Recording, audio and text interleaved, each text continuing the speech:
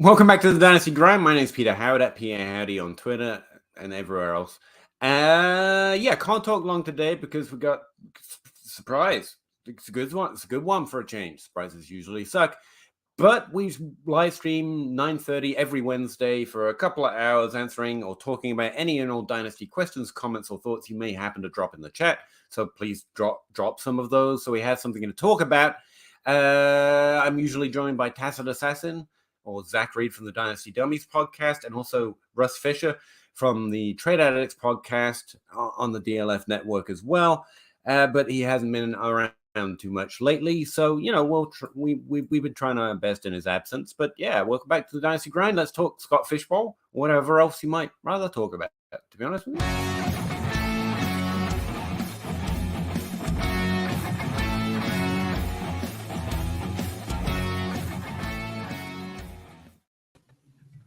I misled you a little bit because he's here.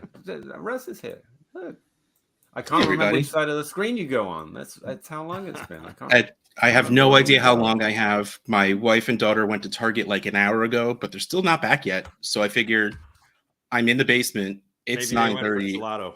Why the hell am I not on with Zach and Peter? So I'm on with Zach and Peter.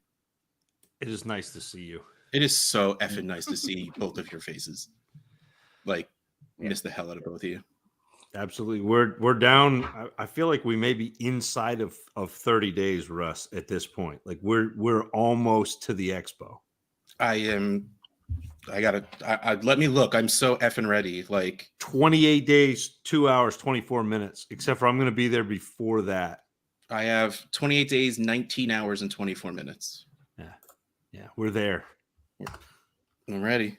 Let's go. Have you drafted yet in the Scott Fishbowl? Me? Yeah. Yeah. So I have the 101, and I spent the entire podathon trying to ask people to tell me what to do. Literally, I was on that thing for 20-something hours throughout the weekend, and every single guest I asked what I should do with the 101. Almost there's only so many answers, but so many people gave me different ones. And I finally, by the end of it, got talked out of taking Kelsey. I was in my heart of hearts, I'm just like, I want to take Kelsey. I want to take Kelsey because it's ballsy.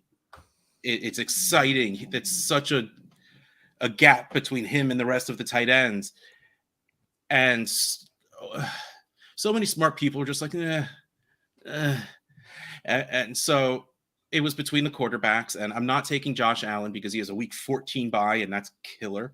So it was between Hurts and Mahomes, and here is how I actually decided.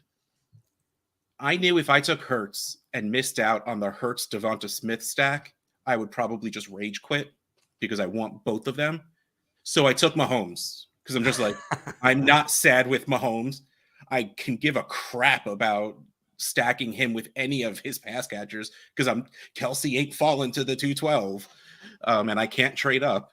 So that's what I did. I went Mahomes. I don't hate my team, but it's all right. My QB2 is a little iffy. So I went Mahomes 1, and then I had the 212 where I grabbed Hawkinson. Now, again, throughout the podathon, all the live drafts, a couple of the live drafts had started, so everyone's showing their boards, and Hawkinson was going in the middle of the second in all of them. So I'm just like, heck yeah, man. I'll get my tight end, move on, cool. I come to find out in every single slow draft, he's going in the middle of the third. Yeah, that was. I guess I got my guy, whatever. And then on the 3-4 turn, I went Devontae Adams and George Kittle. I like that. I feel like I like it. I told myself from the very beginning, if Kittle's there at that 412, I'm taking him because he's just so freaking good, and all of the premiums tight ends get. And then I figured Devontae Adams, if anything else, is going to catch a lot of first downs and touchdowns, and that's what gives you points here. So I wanted that stud wide receiver, and I think I still got him. Well, you know how I play tight ends in your leagues with a 175 premium. All of them. So this is even more. Yeah. And so having no QB2 and having tight ends be that super like I think you can get away with that very easily in this format. Like to me, give me Josh Allen, give me the tight ends, give me running backs, and I'll figure out wide receiver and whatever else I'm piecing together. Well, I made the mistake last year of not drafting enough steady wide receivers. I drafted a lot of because you got to start 3 upshots, a lot of rookies and stuff like that. And then between injuries and people not working out the way I wanted to, I literally didn't have enough wide receivers to start. And that's why I ended up in the 2000s. But I learned very quickly that I can't pray for a guy to fall 2 rounds because they'll fall, but they'll get picked 4 picks before my next one. Yeah. Like I pick Adams ball, you know. I pick Adams and Kittle because I'm just like, yeah, I can grab Najee or Aaron Jones or go nuts and take Darren Waller, J.K. Dobbins. I'm like, I'm not going to take a running back now because I have a feeling like Dobbins, Miles Sanders, like all of these guys, Aaron Jones, they'll be there. My next pick is falling hard. Yeah, Swift is actually still on the board. Nope, Swift just No, Swift is still on the board. Yeah, that's going to hurt if he's still there. But on the 5-6 turn, there were 2 picks and then me. So I needed 4 pre-drafts. I did Miles Sanders, Alexander Madison, Travis Etienne, and then Calvin Ridley just for the hell of it. And of course, 2 picks before me, Miles Sanders goes. And I'm just like, oh. But I got Alexander Madison and Travis Etienne. It's okay. I'm not thrilled about it, to be honest. And I still don't have a QB2. There's 1, 2, 3, 4, 5, 6 picks before my next 2. And yeah, Swift and Akers are still on the board. Kamara. Hold on. This is going to be I'm probably going to have to take Stafford, Howell, or Garoppolo my next turn because I don't know if I have the balls to wait. I don't know if I have the chutzpah to wait another 24 picks to see if, Mac Jones or Desmond Ridder are still sitting there. Because at this point, I don't care about my QB2. It's not going to be that great. You've already got your QB2. That's George Kittle. Yeah. So between QB 15 and the bottom, you're like, okay. So like, I can't not get another starting quarterback because I'm going to, if anything, just need someone to play week 10, when Mahomes has a bye week. Yeah. But I don't really want to waste capital on it at this point because it's just like, I'm not going to be thrilled with them. Like they'll get me 11 to 14 points, but I can probably grab a running back that might get me more pretty easily. So I have no idea. Like I am legitimately scared of my next 2 picks. I love it. I'm just sitting back watching all of the boards fall, watching all of the ADP roll in from the live drafts where everyone else had to get ADP from the mocks, which don't actually at all. When we talked about this when we were on the Podathon, Russ, in the half an hour that we were on, or that I was on, you were on for hours and hours, but it's a different animal when you're on the clock. It is really hard not to take a quarterback in a super flex where there's no negative scoring, where the top 7 or 8 quarterbacks give you such an advantage over the rest of the heap. It's so hard. And then once those 7 go, it's hard for everybody else not to go, oh man, I need a quarterback. And so it's such a different animal once you see the real ADP, and that's been the tone in the 101 chat is, oh, like, and Matt Price and I are just sitting there looking at each other like, yeah, we tried to tell you, but I don't know. I've learned from the teams that drafted Kelsey. You mean?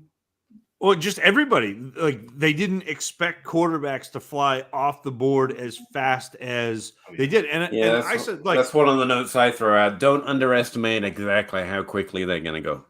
Like I looked at drafting Travis Kelce And if I drafted Travis Kelce, and I'm not, I've already said I'm going to go Josh Allen, and the only other player that I'm even toying with is Kelce. But week 14 bye, you make the playoffs, you're screwed. Allen's 13, but yeah, but you get it's the average of your team's points plus week 13. So you're still getting the Allen the rest of the weeks averaged in. So yeah, it's not great, but it's not that bad. Plus, you only have to be in the top half. Like it's not as bad as people are making it out to be. And I think it's interesting that people are scared. The thing that I don't like is Josh Jacobs has that same bye, and so does Daniel Jones. Yes, which means so does Darren Waller. So like some of the hammers that you have. See, so here's why. If you take Travis Kelce 1, which means in my specific draft, available after the 212, Tua, Aaron Rodgers, Kirk Cousins, Geno. So if I take Travis Kelce 1, I'm not drafting a quarterback until the 5-6 turn at least. And then we're talking. I'm probably Russell Wilson was taken at the 412. At the 606, there was a little QB run of Derek Carr, Kenny Pickett, Jordan Love. Yeah. So, but that's what I would be doing is I would be waiting until the 5-6 turn. I'd be doing bully tight end. So I draft Kelce in the second round. There's probably a running back there, Derrick Henry or Jacobs. That sometimes you see Bijan fall there. So that group of running backs. So then you got the third round reversal that comes back. Then you're taking best player available. Maybe it's Kittle, maybe it's Hawkinson, maybe it's another running back, maybe it's one of those wide receivers that's still scoring, 16, 17 points a week. And then you double tap that because you got the 3-4, and then when that comes back to the 5-6, so the 5-12 and the 6-1, that's where I'm starting to think about quarterbacks, because you've got to punt something. And again, if I have Travis Kelce's my QB1. And then I take another tight end and I have a tight end 1. And so I've got a positional advantage at tight end, and I have one of the top 6 scoring quarterbacks, even though he's playing tight end. And that's what I like. That's the only strategy that I would toy with if I was not going Josh Allen. Solid. We'll get to your comments. Yeah, sorry, I don't mean to. Yeah, we got a little. We were SFB. asked if we could talk Scott Fishbowl a little bit this episode, and we just started right off the top. No, I think with Kelce, I think you guys have said it. The top 5 quarterbacks are a little different. My plan with the 102 was to go quarterback because while Kelce is the single biggest advantage that you can have, I think having 2 top 12 quarterbacks is significantly different. Like having Josh Allen, Mahomes, and another top 12 quarterback, that beats just having Kelce. Kelce and just a top 12 quarterback versus a Josh Allen and a top 12 quarterback wins. The problem is getting that top 12 quarterback is difficult, but it's a lot easier than finding that breakout tight end that could possibly ever compete with Travis Kelce. And so there's a little bit of a balance there. But with the third round reversal, I didn't want to have to wait 5 rounds before I took a quarterback in the Scott Fishbowl. Every time I play with that fire, I have gotten burnt in the Scott Fishbowl, and I've just learned not to do it, to be honest with you. Chant upside at me all you like. I like building a competitive team, and that's the best way I found to do it. So Kelce was actually available at the 102, and I took Allen. And then when it came back to me, because the other positional group that's difference making is top 5 running back. Yeah. I had Chubb in my sights, but Barkley fell.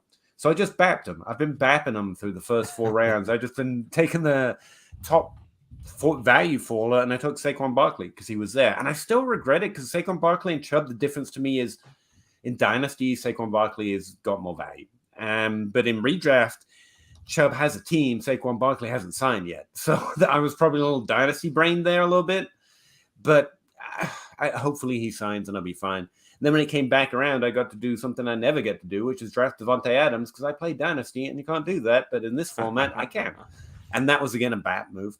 The only time I've been disappointed, I was praying, my whole plan was draft George Kittle. You took TJ Hawkinson above Kittle, so now we're enemies for life again for another reason. But Like Kittle was my whole plan at tight end. I sweated that out, and he did come back to me. So I got Kittle, and then I hit up Rodgers. Because again, hitting a top 12 quarterback below the top 12 isn't a great hit rate, but it's better than doing it at tight end. So I'll take that shot. If someone fell to me, like if Dak had fell to me, I would have skipped on Barkley, kind of a thing. And where Rodgers fell to me there, I just took that bet. I was thinking about Geno, but he went a few picks before me. Daniel Jones, I think, was still on the board. No, Daniel Jones went, and Geno went just before me as well. They both went just before me, but that pushed Aaron Rodgers to like QB 19. I was like, okay. First time I've been real kicked in the nuts here is I took Dameon Pierce with my next pick. No, you hit it. No, you hit it. But running backs are a little different here. And I think he'll sustain that. Like, it's an interesting breakout. He's a Rashad White. I'm not excited about the player, but I think he's in an interesting year. He's already got the role and the volume, and this format really rewards that. I had to reach. It's my first reach, like 12 picks to get there. But like you've been saying about the Scott Fishbowl, like within 14 picks, if you want a guy, draft the guy. Get him. Yep. And it's not the guy I wanted, though. I think process-wise, the running back is a bet, even there.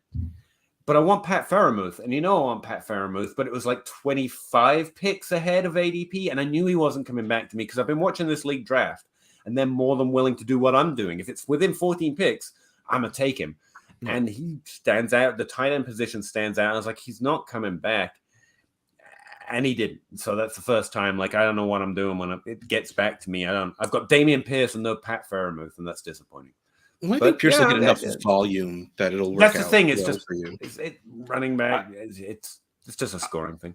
I hope so. I'm a little bit concerned with Devin Singletary taking just enough because he didn't really have any company in that backfield last year, which was what made Dameon Pierce viable. Is he was getting everything, all the touches, and I do think Singletary is actually a better runner than we give him credit for, and not as good a pass catcher as we give him credit for, because we look at him and go, oh, he's small, he must catch the ball, and he's okay, but he's really a between the tackles kind of guy.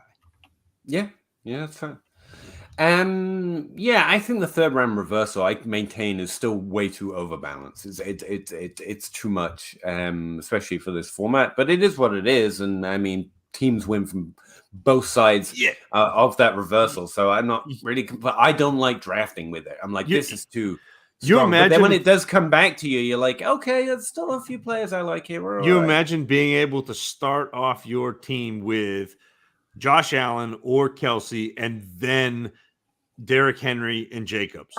Like that's not even fair if you were able to do that like without the third round reversal. That's wild. Yeah, but it goes too far the other way. Like I'm talking to a lot of people with the 10th, 11th, 12th pick, and I gave them my idea, and they're rolling out of there with that, but in reverse, because you can stack Chase Jefferson, and then the third round reversal just takes care of you for the risk that with the quarterback. So much, because you're like, oh, I can take a great tight end and quarterback, and I've taken. Wow, this is really, and it's really overbalanced for those teams at the other end. But I mean, injuries and the fact that no one really knows what's going to happen means it all shakes out in the wash. But that's how I'm playing that. It's literally just best player. I'm trying to play what I like to do in fantasy and dynasty, relative to ADP. Like if it's within 14 picks and that's one of my guys, I look at I do the Leo Pasigo thing. I didn't know it was a Leo Pasigo thing, but it's what he explains. It's how my brain works, which is designing out different ways you can build this team from this point. Then look for your guys that would fit that build and see what is most likely to fall to you, and just continually update that process through the rounds. And that's how my team's coming together. Like I was going to try and overbalance at quarterback. Couldn't do it, so I overbalanced at the other positional advantage, which is running back. Swung back around to those top 5 wide receivers are a little different than the rest. Even if they do underscore the running backs, most of those good running backs are gone. Most of the good tight ends are gone. And so they became the positional group of note. Adams has been like phenomenal the last 3 years in the scoring format, by the way. Good years, bad years, and regular scoring, it doesn't matter. He's just steady, an advantage at that position. And we have to start. So I think we're going to have to end up starting so many wide receivers like last year. That's what I concentrated on. I think people are underrating the need for depth at that position a little bit because of the heights of the running back scoring. Yeah, but there's a real big group of like guys who score between 15 and 12 and a half points. There's like 17 or 18 guys that it's a little more like quarterback that way, in that the drop off's less, but that top of the chart is still relative to the group is still just very different. Yeah, but I think like it's kind of helpful that all of those guys exist again, because I hate having to start 3 of a position. It's just one and the rest flexes. But like you have to start 3 wide receivers, so it's a damn good thing there are that many viable wide receivers, because it's actually something I think people are missing, because I'm seeing a lot of, hey, look how good tight ends are. Like George Kittle was the same thing as like the wide receiver 15. And I was like, yeah, but the wide receiver 15 sucks. Just because it's T. Higgins and we're used to Dynasty, like that's bad. That was not a good start last year. And so tight ends is actually filling up those flex spots, which makes running backs even more rare. But I also think you saw a funky year with tight end last year, where Kittle was hurt, Andrews was hurt, Pitts was hurt. We also did see a weird ass year. So you don't have the. But even still, TE 3 points per game. Like I'm not worried about Kittle. Is really, I mean, the moral of that end of that story. But you've got to work start getting the questions hard, as I think. Let's roll into. Sorry, there's one at 9:52 that I need to talk about. Kid Coop is is on the clock. Well, no, maybe not on the clock. We're democratic. We'll go in order. Kid Coop, I need your help, Zach. Slow draft, 3 picks coming up. Rank these 7 in a 12-team PPR Dynasty rookie draft in order by the board. Mayer, Laporta, Levis, Roschon Johnson, Mims, Reed, Hooker. If there is not a tight end premium in this league, then my answer is in Superflex, Levis, Mims, Roschon Johnson, Laporta, Mayer, Hendon Hooker, Reed. Yeah. I was sitting there trying to do that in my head. I'm like, wait, no, Zach just said it. Yeah, that's right. I could fix that for you, but I'm not going to. If there is a tight end premium, I think Laporta and Mayer could even go ahead of Mims. So it would be Levis, the tight ends, and then Mims, Roschon, Hendon Hooker, and Reed. Go ahead of them. So, and I have Laporta ahead of Mayer. Not that means that you have to, but I think that Mayer probably outscores Laporta this year, because I think he is a little bit more suited to come in and play for whatever that is at tight end. I don't expect a big year, but I think Laporta long term is the guy who could be one of those difference making tight ends. And I just don't quite see it for Mayer. I think Mayer will be good for a long time, but not ever great. You never really want Jason. I mean, for a few, whatever.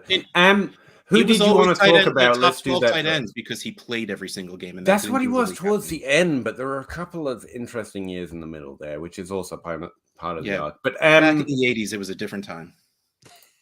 Who did you want to talk about? Was it this one? One more up. Never mind. One more down. The only fair draft is auction. Wrong. Okay. That's okay. Okay, we skipped ahead. The only fair draft is a draft you could trade in. Yeah. Well, yeah. Because I can go on for much longer if you want me to. Because the argument for auction is you can get any player you want. If you can trade, you can also do that. I agree with you. And what if someone's not willing to trade? It's the exact same thing as someone who is just going to keep bidding you up regardless what you want.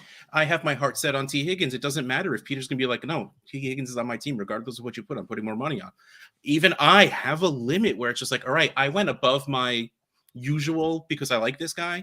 But at some point, I'm throwing the towel in and just letting him go. That's the same thing as someone not willing to trade you a spot. You know, if you're willing to pay, you're able to get your guy. It's the exact same thing. I think the draft throws a little bit more of a guardrail up for players who maybe are less experienced, maybe. Oh, Well, 1000%. on drafting isn't their strong suit. It's more trading. But then again, to your point, that balances it out. Whereas with an auction, I feel underbalanced. Like if I'm an auction with John Bosch, I know I'm punching up. I don't understand it as well.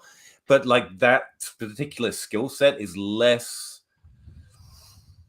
There's a bigger skill differential as well. Like if you have that skill set, you can beat up everyone else. Whereas if you're good at Dynasty or good at rankings or good at drafts, it's really difficult because ultimately you got to have the right picks or make the right trades, and that isn't always possible even if you have that skill set. Whereas in an auction, you can pretty much pummel people. If you're better, you're better. So the draft is a little safer, but yeah, I don't mind either. Kiku, also, Bryce Young slipped to the 105 in a 12-team Superflex PPR Dynasty rookie draft. So I traded away Metcalf to move up for him, as I'm stacked at wide receiver already. I got to go. And a little weak at quarterback. How'd I do? Bye, Russ. It's great to see you. Oh, yeah, it's fun for a minute. DK for Bryce Young, basically. So the second part of this, I don't doesn't factor in. I'm stacked at wide receiver, so you don't give up a position of power because you're weak at another position. You still try to get doesn't value, affect, right? I do think that it's pretty even, but DK Metcalf is a lot more of a sure thing. So I think that if Bryce Young does what I expect Bryce Young to do, you probably won this trade, Kid Coop. It'll probably be 2 years out before you actually win this trade, but you assume most of the risk here because DK Metcalf is already established and proven and a productive wide receiver. I do like getting the quarterback for a wide receiver. So again, I like the move, but you have to understand that you assumed the risk in this trade. That's fine. I think it's Young. I think DK Metcalf's a little underpriced, so maybe a mistimed trade, but it's fine. I would land Young there, but to Zach's point, it's not a walk-off win, but it's a solid dynasty move. SU, 12-team, tight end premium, start 10. Jahan Dotson or Miles Sanders? In Dynasty, there's going to be I want to lean Dotson, but Sanders points are going to be less this year. I think I just lean, it depends on the team situation. I think in a vacuum, I even lean Sanders, but Dotson's solid. This feels like another equal position because you're equal trade because you're switching positions and that balances it a little bit. So team situation probably swings it for me, but if forced, Sanders probably. Yeah, I think you're right, but I do think the potential for value is on Dotson's side because he's younger, because he's a wide receiver, because he had a pretty good first year. The potential for value is on the Dotson side. I think Sanders is who I want to start. If I'm going to play one of them, Sanders is kind of who I want to trade if I'm looking for that kind of wide receiver upside for a Dotson, but in a vacuum, it's rough. Sean, Olave, Pitts, Kirk, or Chase? Olave, Pitts, Kirk, or Chase? So I'm assuming Kyle Pitts, Christian Kirk, Olave, Kyle Pitts, Christian Kirk, or Jamar Chase. I think it's Jamar Chase, but it's close. Yeah, man, it is close.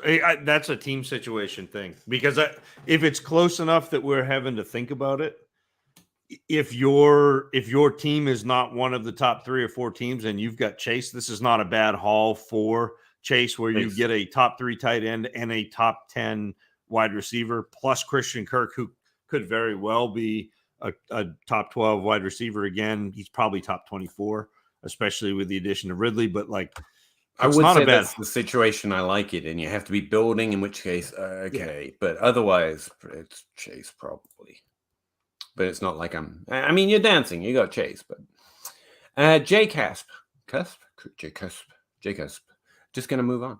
In a 12-team PPR start 8 non-superflex, would you trade Pitts and Deontay for Andrews? No. Deontay, sorry. Pitts and Deontay. Deontay will only start on bye week. Well, you don't know that, and value's value, and what you have doesn't change anything. I think Deontay, like, I'd rather just have Deontay than upgrade from Pitts to Andrews, and it is an upgrade. But I think no. I mean, like, people, it's funny to watch people come off. Deontay is a lot to add to Pitts to get to Andrew. Like, yeah, at least I think. I mean, I think Deontay Johnson is a fine player. I obviously had a down year last year. People have come so far off of Pitts. It's funny to me because you had such a crescendo in the draft process. And this is what I mean. We talked about this, and I said this on the we argued with John Bosch and Bob Gilchrist together. Well, we were on the same page. Yes, yeah. But if you listen to the Dynasty Dummy show, I said he's overvalued, but you have to draft him in. You can even draft him with the first pick. Like, that's fine. You have to draft him in the top 3 because everybody else feels that way. And so you can draft him and then turn around and trade him for anything you want. And you could have. And that to me was the play. Now, because everybody was so far in on him and he is disappointed, even though he had 1,000-yard season his first year and was hurt last year, people have completely turned on him. And so now his value has started to kind of tank. And I think he ends up being a potential buy-in. If you can get him at like wide receiver 4 or 5, like if you're not having to spend Kelsey, Kittle, Andrews, like I'd go do that because he still has the most potential out of basically any tight end we've ever seen. Yeah. Weaves. Good evening. Hey, Weaves. I feel like we just talked to you for like an hour or so, something like that. Some kind of very specific amount. Scribbles, in a 1QB start 9, is stacking important? That's the other thing I was going to say about the Scott Fish role and the conversations I'm in. Stacking has infested the fantasy landscape as if it's a thing. And then, like, no, it's not. In best ball, there's actually some research now that displays what is intuitively an edge. But I don't, in a weekly pick your lineup format, I don't think that I'm not sold on that at all. For a start, I haven't seen any conversation about the fact that the opposite correlation is also just as strong. Like when they both have a bad week. And now upside is what matters, but like I haven't seen that proven out. I don't think you have to flip a coin or have a gelato, sure, but I don't think it's something. It's not something I focus on a dynasty or redraft build. No.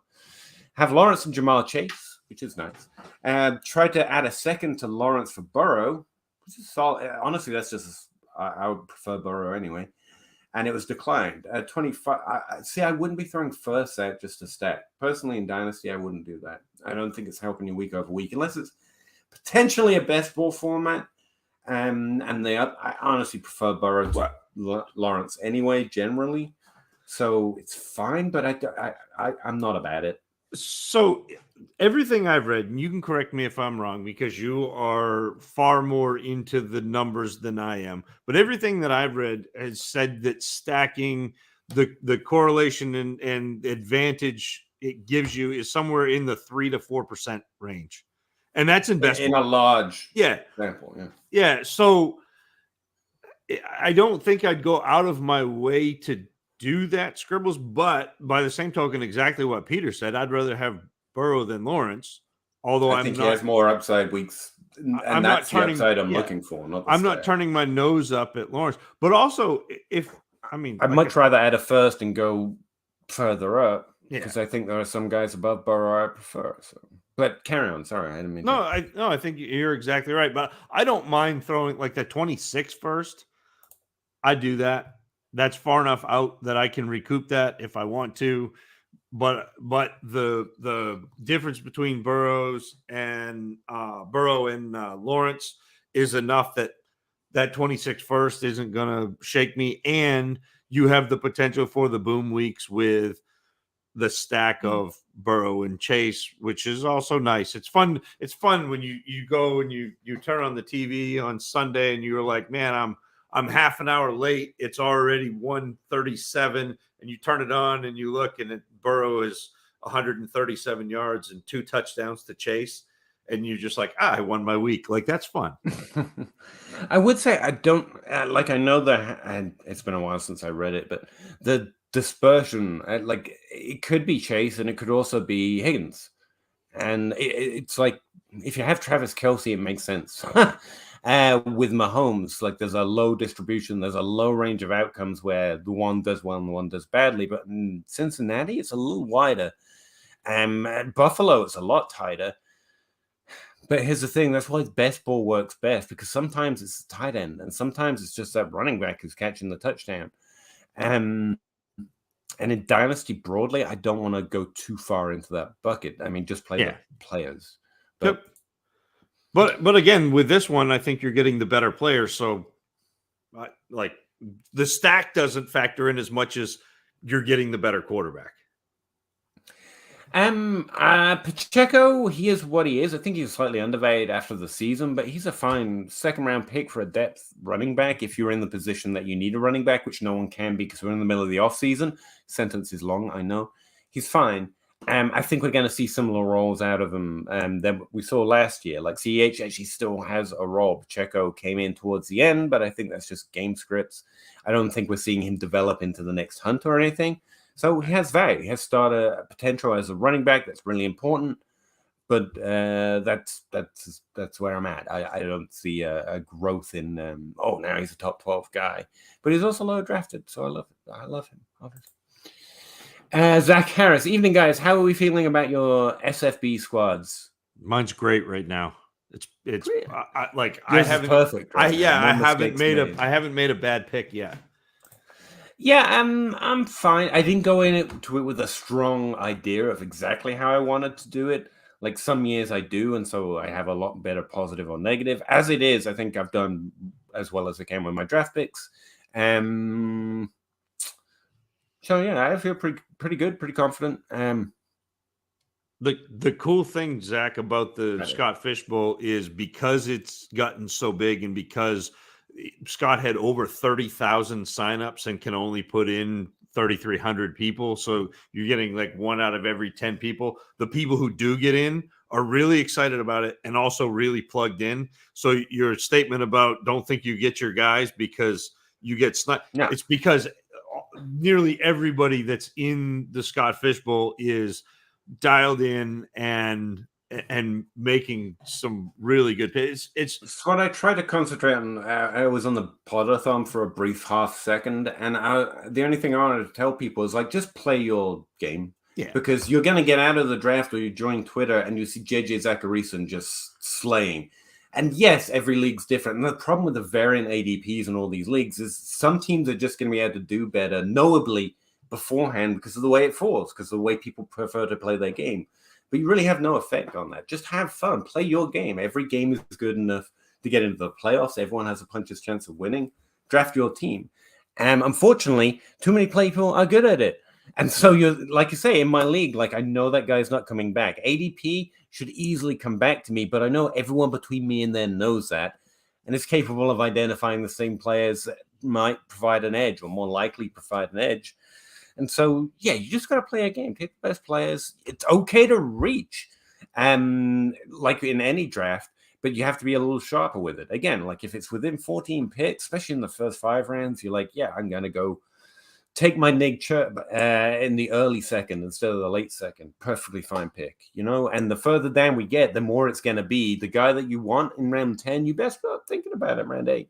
You know, it gets that variance is going to get bigger because people are more aware of, one, how Scott Fishbowl draft works, and 2, that everyone in the league is able to identify similar upside and is targeting them significantly above ADP appropriately. It's the nasty thing.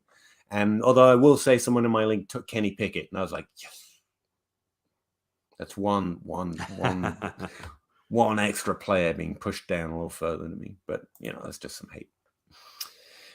Will Davis, what players should I be looking to get for Dak Prescott in a 12-team Superflex as a rebuilding team? I tried trading him for a 24 first, but most teams will not trade for their first.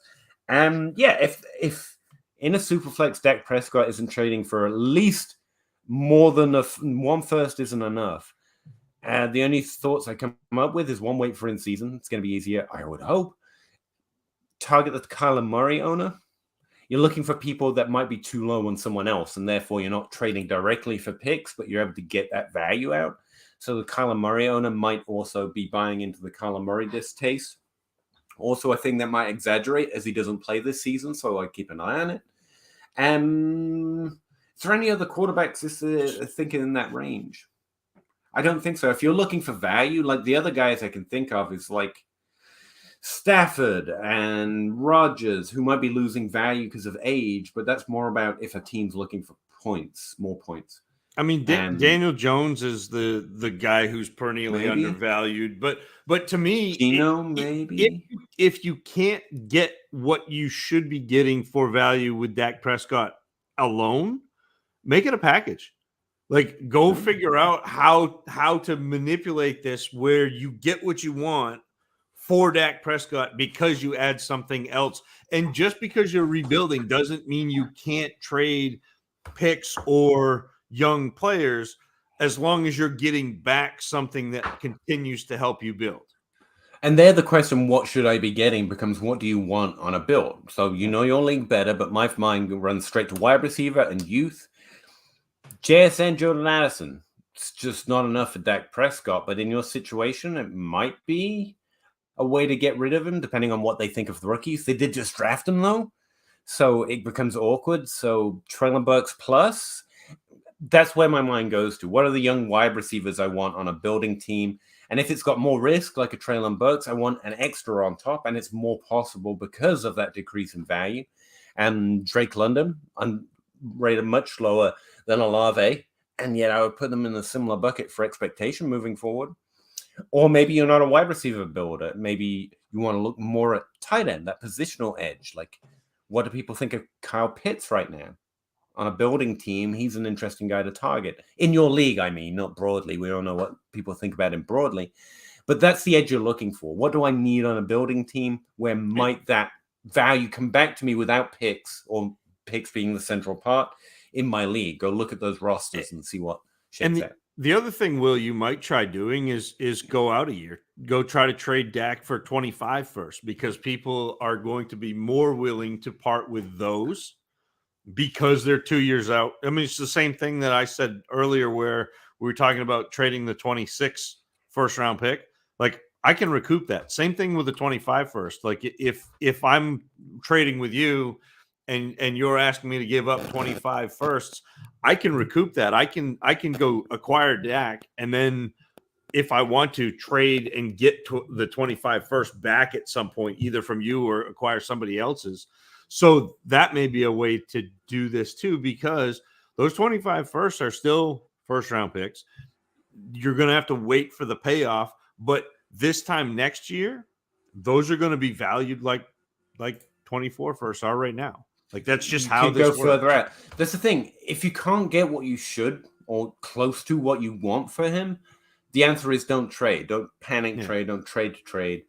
So you're looking for a sneaky way of doing it. Not sneaky, but a way that makes them feel more comfortable with it, perhaps, even though you're getting a first in 25 or 26 plus something else to balance the trade.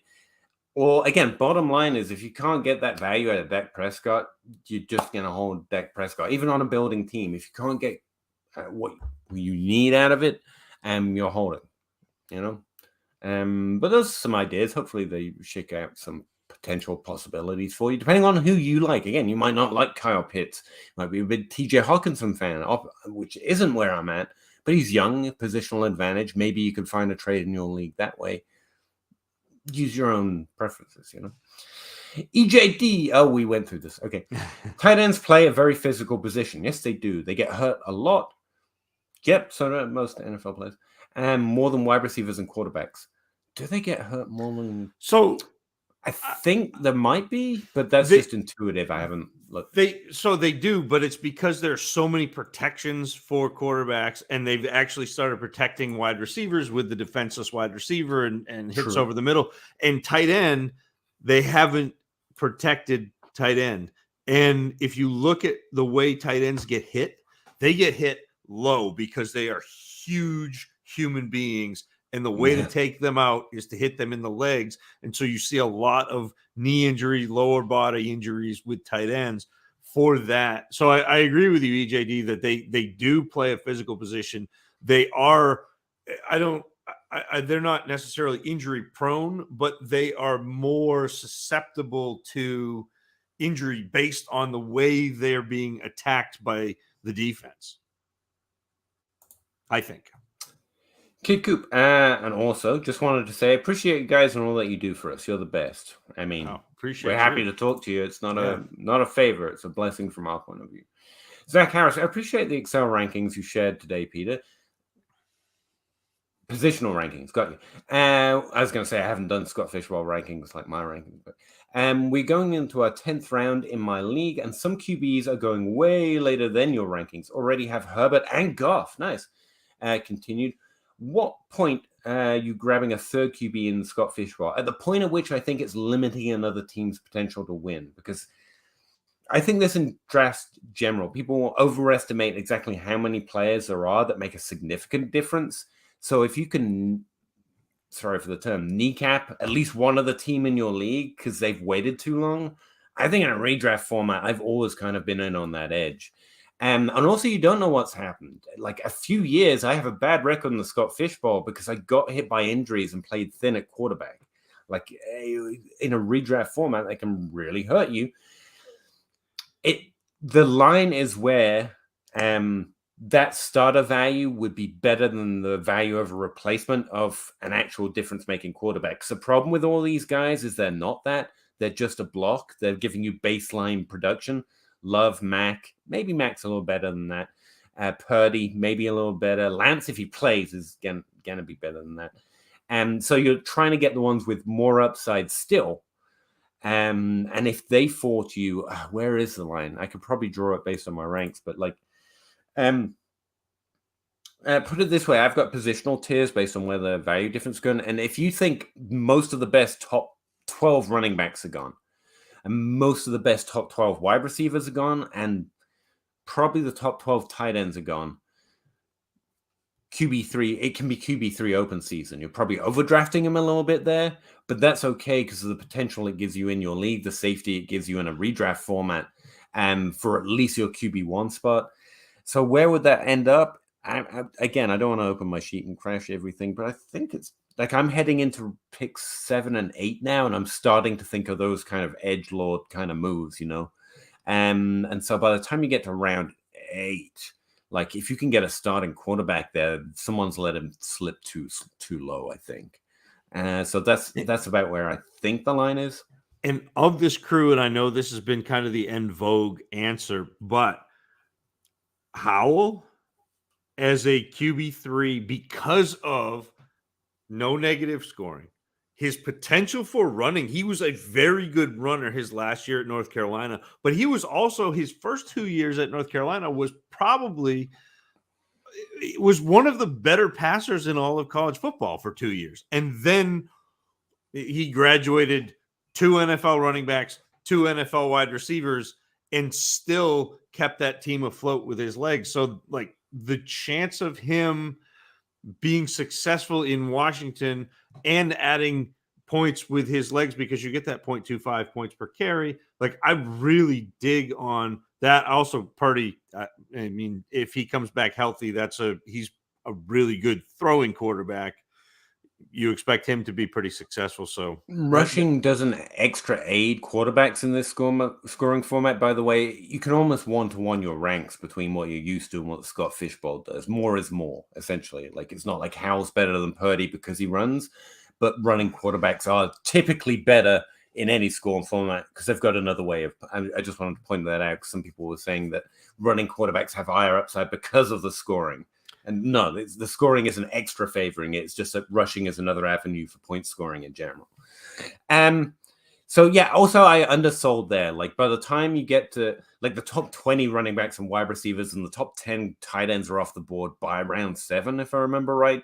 So like you're well in the range by the time you get there. It's not the top 12. You're already at the top 20. And that's where a lot of the QB3s are going off the board. So if you see one that you think has that upside, especially, that's a good place to just take that extra shot if you're a believer in Howell. Mike Jones is finally getting no, probably not, but he could be a top 24 guy, whatever. Top 24, sure, but I mean, I prioritize. Obviously, you prioritize that upside with that kind of shot. So if you think Howell maybe, which is why, yep, exactly that way. 12-team Superflex start 10 had Javonte and Burks on a rebuild, traded them both for Jordan Love and a 24 first. That's projected to be early, but we'll assume it's mid. With 2 bad QBs. Thoughts? I was trying for value. I mean, you've avoided some risk. I would say that. But I think the value upside is probably on Burks. And that pick. It's okay. On a building team, getting first is a good thing. Now what I would try to do is trade Jordan Love. Like, again, like I like getting the 24 first, especially if you're looking at the team you got the 24 first from, and you think they don't have good quarterbacks, so it should be a high pick. You're in the Caleb Williams lottery. And so if you got Caleb Williams in this deal, just hypothetically, I feel like you've already won. And then if you can get something for Love before he proves out that he's just a mediocre quarter, like, and try your best to buy another ticket. Yeah, and if you believe in Jordan Love, fine. Like, go, like, have at it. Don't let me tell you how to play. But my evaluation of Jordan Love was go get Jalen Hurts. So yeah, that's where I'm at. Like, my situation, Jordan Love is someone I want to trade before anyone sees it happen. Like, I want to add a second and get a first, and that's a really strong trade for his upside. And if someone really believes he's at least got a floor, they should be pretty into that. How much, Luke, hey, how much less valuable are QBs in 8-team Superflex leagues compared to 12 teams? I took AR at 104 and Stroud at 108. Should I prioritize Flowers over CJ? In an 8-team league, the elite quarterbacks are even more valuable. For a start, it doesn't limit the position, it bifurcates it further. It's like tight end premium. The more positional limitations you have, the more the studs are important and the depth is less important. So I would say Richardson, as the highest upside QB potentially, is actually more valuable in this format. Like, he has more potentially difference making in this league than in a 12-team league. You see how that works? Because if you can have that positional edge in an 8-team league, that makes him more valuable because there are a few of those guys that can actually meet that on a thinner starting roster, on a thinner league in general. Does that make sense, Zach? Yeah, it does. It does to me. You want the studs in the smaller the league is, and the smaller number of starters there are, the more important it is to have the upper echelon of players. It might separate out. Like, Levis is definitely more of an afterthought in this first round because again, it comes down at a certain point with rookies, and you have to have a way or have someone else's opinion you trust of evaluating rookies at least a little bit. And with your team situation here, there has to be a way of saying this guy has the top upside, this guy has the upside, and that's the guy that kind of falls. Like, I think Young and Stroud should still be pretty much valued the same, but AR here maybe separates out a little further. In your case, you're saying you didn't have to, or you're not going to have to, so it's fine. Like, draft value. But Levis and Hooker and those guys are much less interesting, even relative to where they are in the regular starting lineup. So you could start inching up, like, say Flowers might be better than his production says because of his situation. That's something Jagger was saying on my podcast this week. So maybe you want to bump it up over your least favorite of the QB 2 and 3. I think that's fair. But that's where my focus would be. And at some point, you have to make an estimation of yourself, like who has that elite upside and who has that good upside and who has that upside and who doesn't at all. Like, even just those strict boundaries give you a way of trying to make those kind of decisions. And that's the way I'd approach it. And the way I'd think about it, it doesn't devalue a position. It devalues types of players at a position. Like, Pittman's a lot less interesting in this league, whereas Mike Williams or those upside weak players are almost more interesting because you need more of those stud weeks in an 8-team format. That's the way I think about it. Although I also play the 12-team league that way. So Open 24 hours. Hey now, doing a league type best ball tiered PPR. Okay, tiered. 0.75 for running back, 0.25 for wide receiver, 0.75 for tight end. Start one running back, 3 flex, any of them, 1 QB, and some IDPs. How would you change your strategy? Went hero wide receiver. This is actually a video I'm thinking about making. I haven't made a lot because I can't make the you must do this in Dynasty content because I don't care. And it's not. I make quiet videos, and that's why I like it. But I think this is one. What we can learn from the Scott Fishbowl, especially the people complaining, what you see is a whole wealth of fantasy brain trying to figure out what to do from scratch with a new scoring format. So you get to see how they approach it, where they find their edges, and what they do to break down the league, which is exactly what you need to know to start or adjust or get better at Dynasty. It's like, what does Scott Barrett do when he knows nothing about fantasy and has to start from fresh? He's literally showing you right now because he's trying to do it for the Scott Fishbowl. And that is invaluable. And I think it's underrated. Like, especially those complaining about it, you can go literally see how Sean Siegel figures it out from square one. Not have to play catch up on the fact he's done 20 years of research on this, but square one, what do I do? Here's Sean Siegel saying exactly what you do for his process. And that's like, that's mind-blowing to just a little grinder like myself. I get to see how like Adam Harstead finds an advantage in like a week from square one. Sign me up. Yeah, but it's free, and he wants to tell you. But Zach Reason, exactly. Yeah. So yeah, don't mean to keep banging on, but I think it's like a phenomenal opportunity, especially to be complaining about.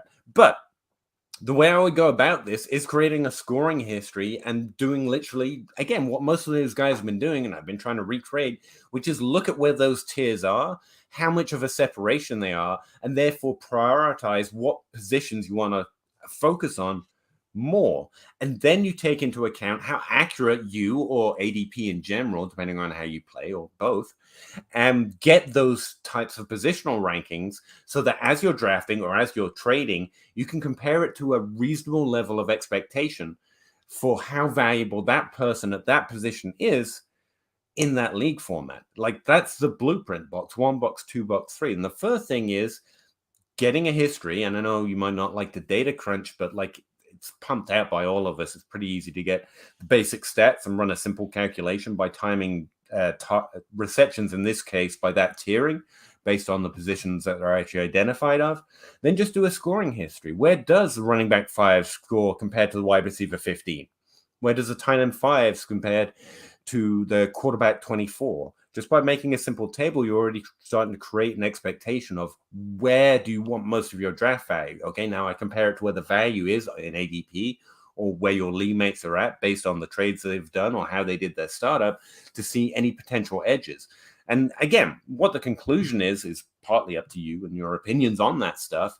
But like, I think the Scott Fishbowl literally teaches like a one-to-one-to-one process of how to start breaking down a league with a scoring format. For my part, I made a stat up based on something I've heard smarter people do, based on something I thought I noticed that I think is relevant, which is the limited number of players at each position you can start. Yeah, you can start like 7 kickers, but people are going to be starting 1. They have to start 3 wide receivers, and I think that matters. And so I just, not going to bore you to death with it, but I made a scoring format using the history of Scott Fishbowl scoring and those restrictions because I knew what the starting lineup was. I can't do that for every league. I can't say, here's this stat for your league because it wouldn't make sense. But I can because this, I know this information about this specific league. So when I'm breaking down a specific league, I can actually get a little more in the weeds there and see what the advantage is of starting a QB1 and a QB2 versus a QB1 and a tight end as my QB2, to use that scoring format, which is actually much more successful. Either get the top primary quarterbacks or don't focus your QB2 was what I took away from that. So I don't have an answer for you here because I haven't done that for this tiered system that you've got going for, but that's how I would approach it. Again, a data analyst, so I'm the enemy and I don't just watch the tape and know who's good, but that's also why I play this way. Like, I think you can adjust your league scoring or your league system a little bit better by casting that broad net, as Zach would say. And I like the idea of the hero wide receiver, because if you look at full PPR, like 1 point PPR, so if you were like on Fantasy Pros or whatever to get that ranking, the top wide receivers last year and the top running backs last year scored very similar in full point PPR. Now, if you take away 1/4 of the running backs points per reception, you add 1/4 to the wide receivers, those top tier wide receivers become that much more valuable, with the caveat of it depends on where you're drafting and it depends on what your league is doing. Right now, it is hardcore zero RB season, outside of the Scott Fishbowl, where Scott is just pumped up scoring all over the board, and not quite as much for wide receivers.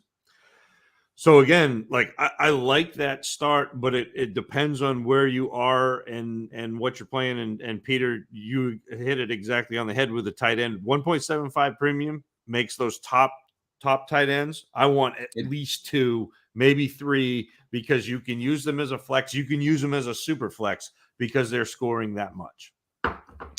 Yeah, I think the more I go, the more I think the positions are essential to fantasy football: running back, wide receiver, and tight end.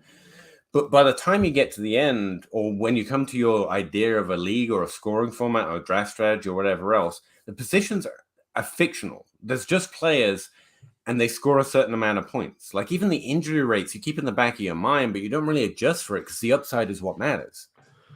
Like the positions don't matter. Christian McCaffrey is the best pick because he's the best pick. The positions indicate certain things: injury rates, styles of play, and in fantasy, certain levels of scoring. But once you factor that all in, there's just a list of players, and it's about the points. I also that's where I always end up coming at the end of most of those breakdowns. I'm like, it's not about 7 running backs and 3 wide receivers, although there is a really good way of breaking down fantasy that way. Like roster construction is viable as well. But the more I go into a league format, the more I get to the end where I'm like, if I'm starting 7 wide receivers with a wide receiver after their name, like I don't like fancy things. I don't like being able to team up with team 0 wide receiver or team robust running back. I want points. And I think that teaming of I like wide receivers and I like running backs, it's like ultimately it's not a real thing. It's something we identify to make certain things easier. That's it. And to me, knowing those strategies, so understanding like anti-fragile, so 0 RB, or hyper-fragile, which is hero RB, like understanding those concepts, or understanding late round quarterback and why you do it.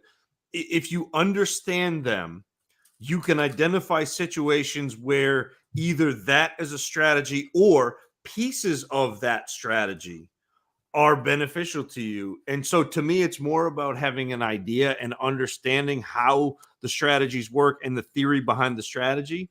Because if you understand the theory, you can apply it to the situation you're in. Whereas if you go in and you say, I have to do this because Sean Siegel said so, and you don't understand why he's saying don't take a running back until, the original article was the 6th round or first 6 rounds. But if it depends, it's the same thing with late round quarterback. Like JJ Zacharyson just took Aaron Rodgers in the 5th round of the Scott Fishbowl. Me too. But that's a late round quarterback because Aaron Rodgers should have gone earlier, and getting him in the 5th is a value. So even though the 5th isn't a late round, that still adheres to the strategy. So it's being able to understand the strategy and adjust for your specific situation, at least to me. Yeah.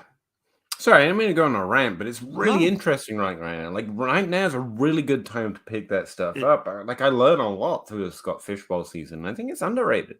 Like I'm mostly trying to figure out a way to play this game better than everyone else when I have no natural talent. I don't know ball. I don't know what players are meant to do or which player looks good. And yet there are still ways of finding a way of being more effective than you are because you're playing against yourself like everything else ultimately.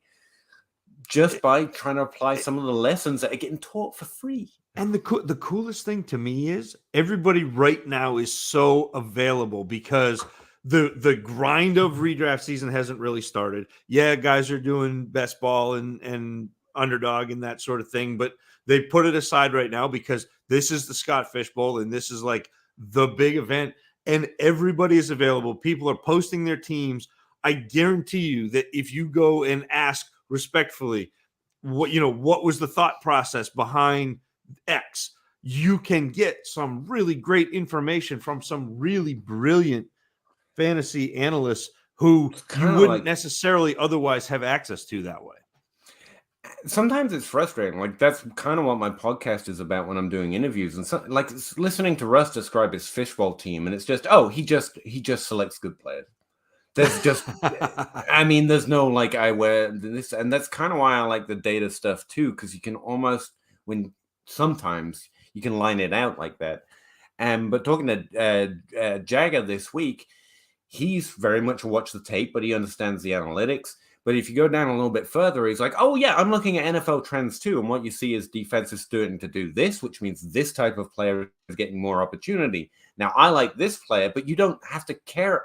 We get too used to draft this running back, trade for this guy.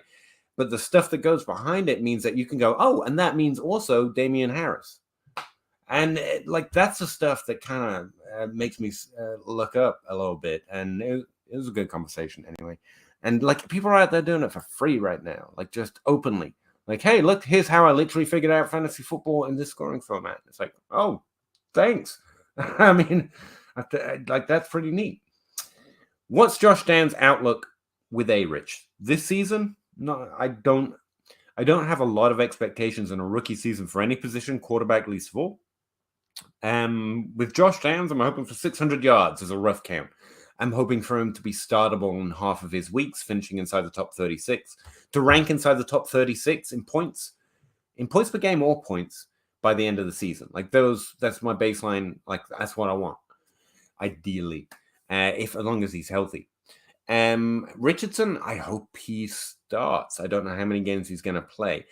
My real expectations are I want to see some of that passing upside. We didn't see enough of it in college. I want him to play. And then the people that I trust that watch and go, hey, this guy can do this thing, actually to say that. I don't have a lot of statistics to go look at for that kind of thing, but I want to know that his passing can hit the NFL marks. I don't have anything to tell me that right now. And to me, that's kind of the story for both Downs and Richardson, because you're hoping Richardson takes a step forward as a passer, which he hasn't shown. Like he's only thrown 340 passes, like full stop. Like that was his college career. And Josh Downs, I think really struggles with consistency in his routes and separation against both man and zone. So if you have a young receiver who struggles with consistency and you have a quarterback who struggles throwing the ball accurately, temper expectations for year one. I mean, yeah, they're rookies. Well, I mean, you say that, but like, yeah, they're rookies, except for in the last 4 years, we've seen AJ Brown and Jamar Chase and Justin Jefferson. And like, it's just been one after Olave and Wilson. Like we've had, they're not just rookies.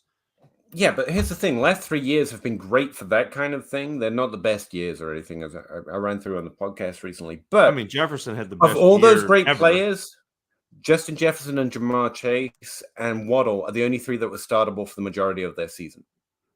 Yeah.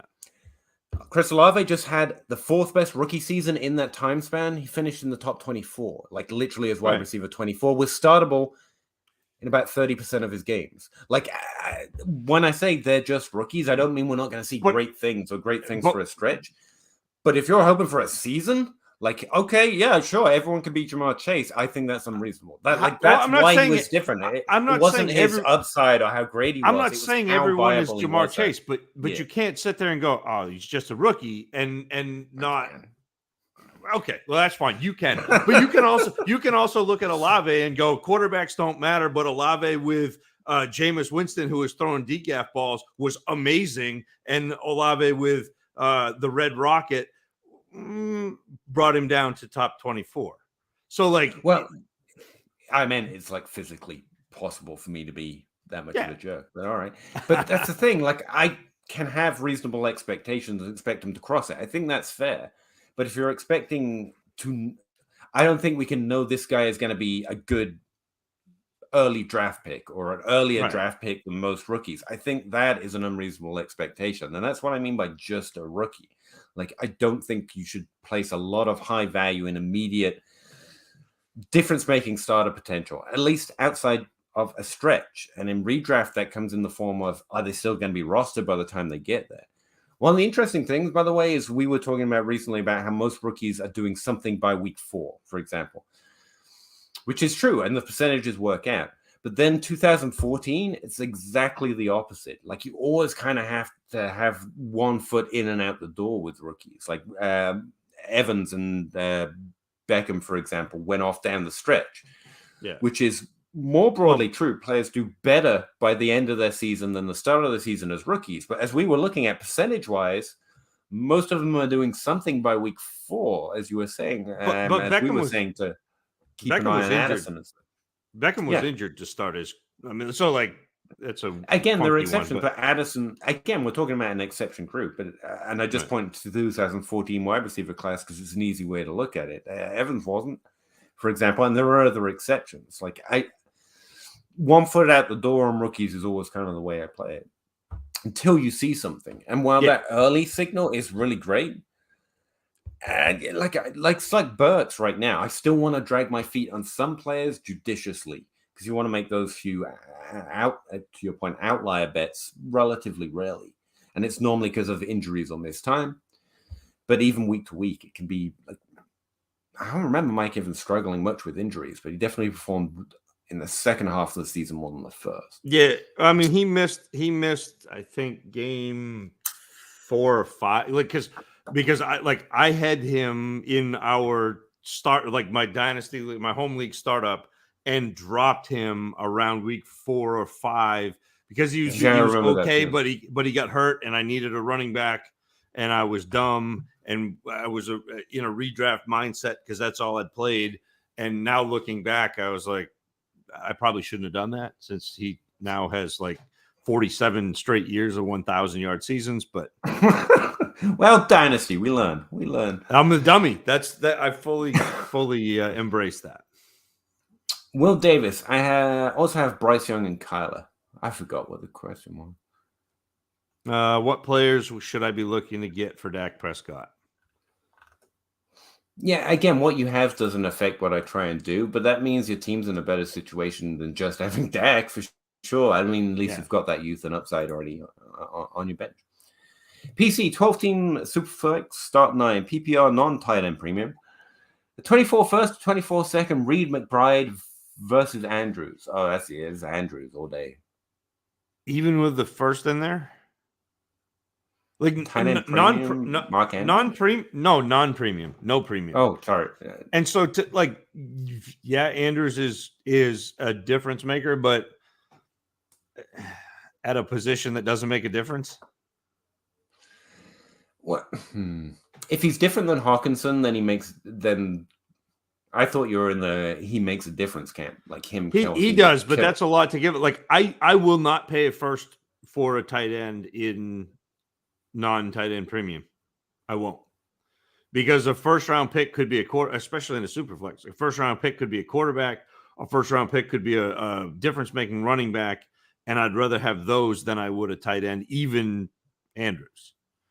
So I mean, like it's close to me. It's still, I guess, in a vacuum without knowing how your team looks, and it's probably Andrews, but like it's not like Andrews.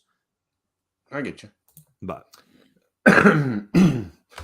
I saw you read my article recently where I broke down a startup. Yeah, I did take Chubb. I didn't know that had published yet, but yeah.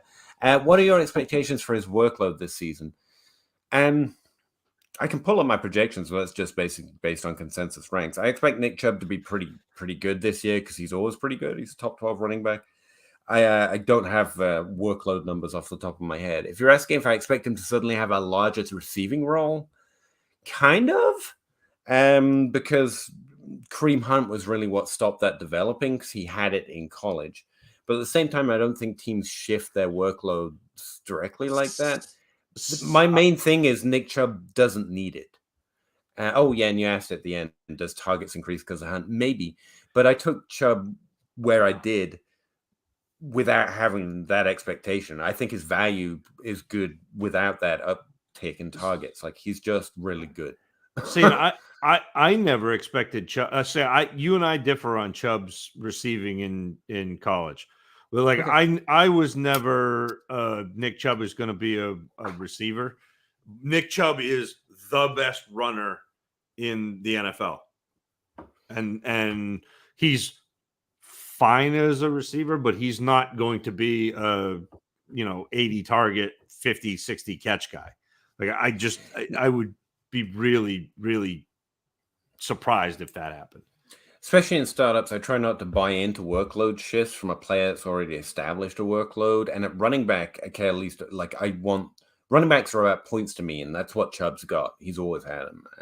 And so that's why I drafted him. And he's falling there not because people don't think that or don't think that about his targets. He's there because in Dynasty, people deprioritize running back and deprioritize those who've been in the league for a minute. And Chubb's in both of those categories. Like, that's the only reason he's going there. Not people don't think his workload's going to be as good. But yeah, and I understood what you mean. Yeah, like I only talk about Chubb so many times a week, But I appreciate it, PC. And thanks for checking out the article. I sometimes wonder if anyone reads them. Cameron, Ward Truther. Would you trade Pitts for Andrews straight up? I would. I'd if rather the have team was Andrews. competitive. Yeah. Yeah, and again, my team doesn't tend to, unless it's team situation, building, non-building, kind of a situation. Like what you have doesn't affect my trades that I would and wouldn't do too much. But you're competitive. You have Lamar to stack him with. Okay. Or is it just Pitts that much more valuable because of his age? No, I don't value age. I value players on good arcs. And Pitts is on a good arc, but Andrews is on the arc. And he has less questions around whether he will continue in it. And he's 28. Like Andrews is 28. So you got some time with Mark Andrews anyway. Yeah, he got barring some unforeseen cataclysm. Yeah. Yeah, and so I take Andrews because that's why I have him. I'm pretty sure I have him ranked high. I should anyway, unless I'm ranking the value. Pitts is a value play in that I think he has Andrews in his range of outcomes based on what he's done for his first 2 years, or even Kelsey, But we haven't seen it yet. But his value is still the most reasonable value he's ever been is right now since he cost a single first round rookie pick. And so now's a potential time to get him. And on a building team where you have a few extra years of that player on a potentially good arc, I think that's I weight that a little heavily. But in a straight up trade or in a team where I'm not desperately building, like Andrews, that's, yeah. EJD picked up the Trey Tucker in the 5th round of a rookie draft, even though he went in the NFL 3rd round. Not much talk or scouting on this guy. Did either of you guys scout him? Yeah, I actually had a rookie profile on him. I wasn't too impressed, but yeah, the draft capital disparity is notable. I think the draft capital, though, is because he is a potential special teams player, and NFL teams do that sort of thing. So, like, Tucker's a little smallish. He never really was the wide receiver of note at Cincinnati. Was a 4-year guy and still didn't really distinguish himself any of the 4 years, but was a really good return man. And I think that drove more of his draft capital than the actual like Trey Tucker. Yeah, me too. And again, I think I have a profile breakdown of him on my rookie ranks. But Superflex League, would you trade Ritter for Sky Moore in a 24-second? I'd probably rather just keep the quarterback at that point. Yeah, take the quarterback in a Superflex for. Yeah, I don't want Sky Moore or a second. Just not very confident Ritter will be the Falcons franchise. He's not. He is not the franchise. Like, he's a 1-year bridge guy. is my expectation. Yeah, but Sky Moore, what's your expectation? He's a Zero. throw him off the bridge guy. Like he's. I mean, don't if you're going expect to him argue be- upside, I guess Sky Moore and the second have it's got the the quarterback. upside, but I really don't think Sky Moore has Yeah. the upside. Well, in terms of It's the of value, quarterback. maybe. No, it's the Like if Sky Moore does the very what should be very unexpected and becomes Patrick Mahomes wide receiver 1, like he's going to skyrocket, but it won't happen. I do not think it will be. Yeah. Smash that like button. Thank you, Henry. Appreciate it.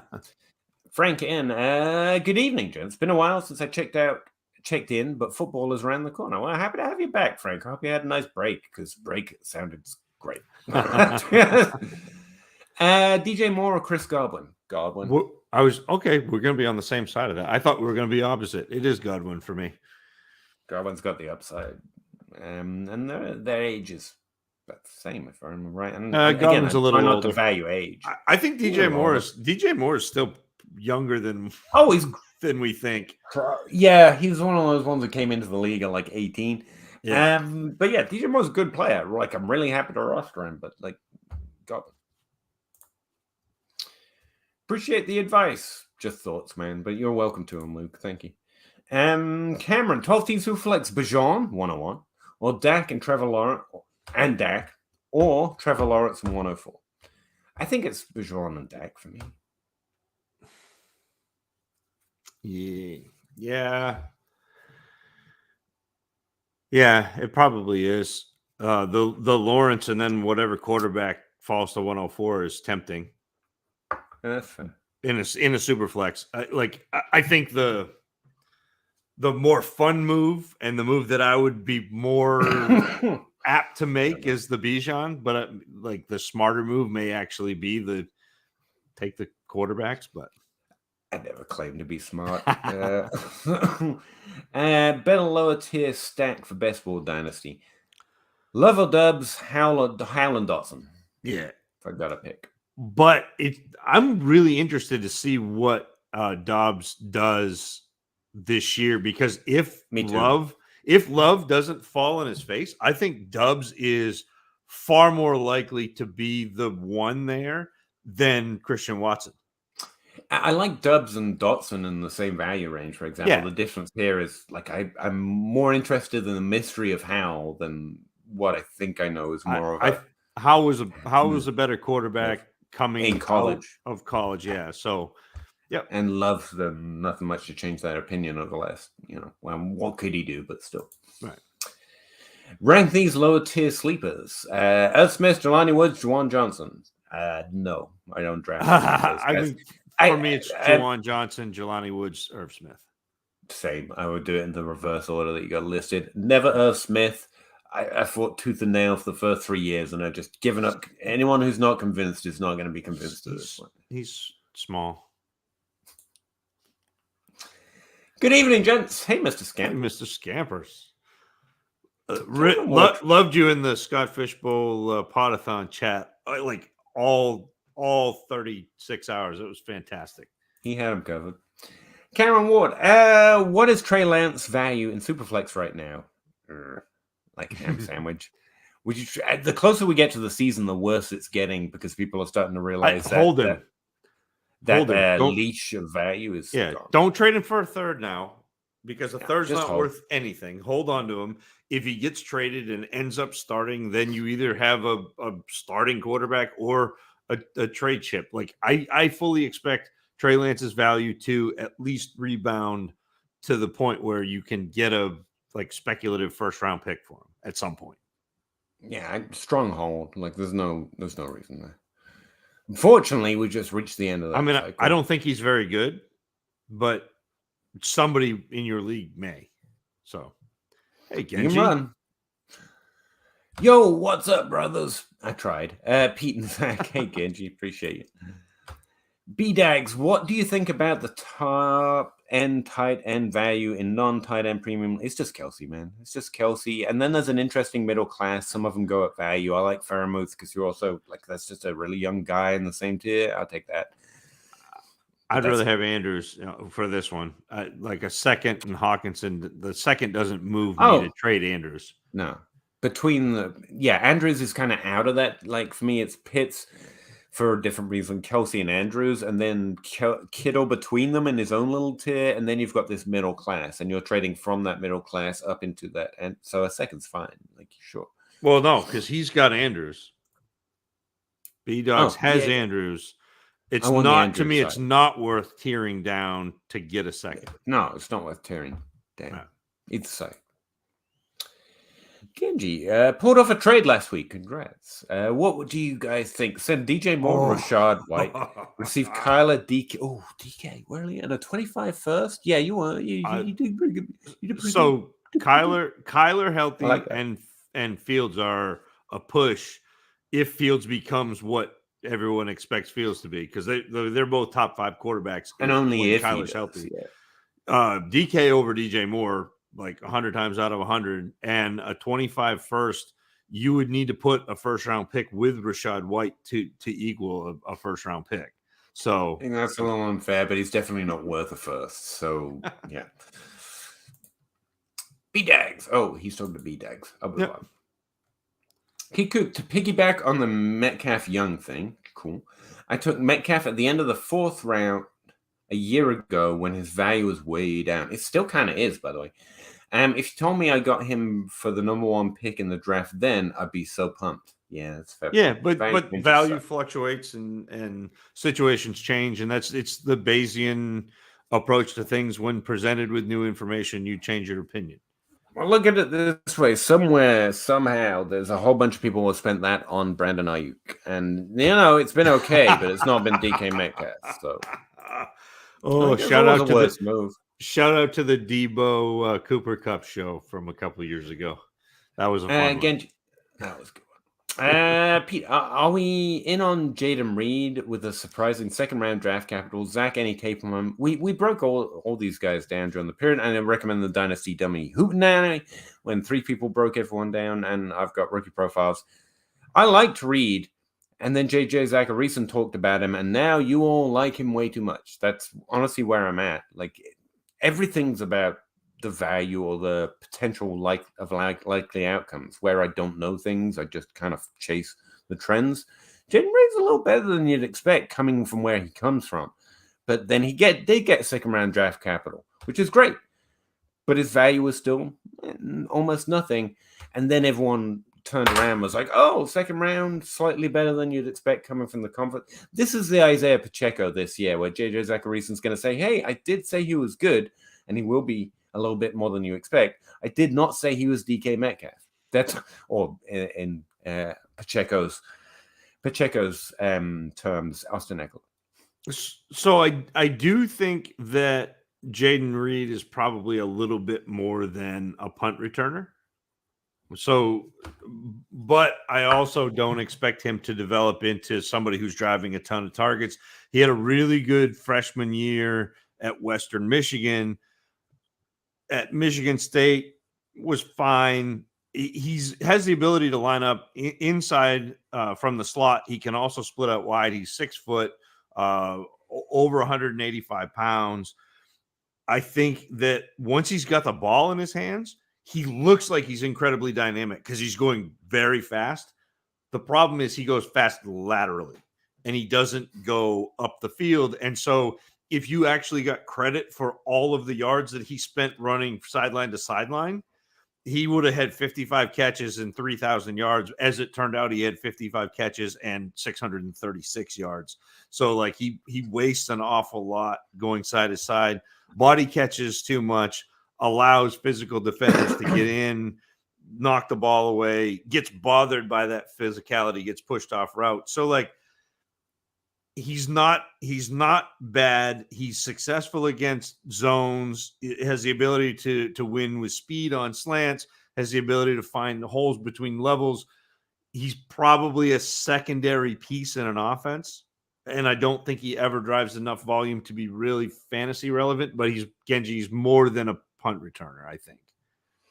Yeah, I know about player comparisons, but my mind goes to like Van Jefferson, Kendrick Bourne, Zach Pascal. I expect something, but he's not going to Yeah. Not that thing. Like, oh, that guy's carving out more of the role than you would definitely expect. That's nice.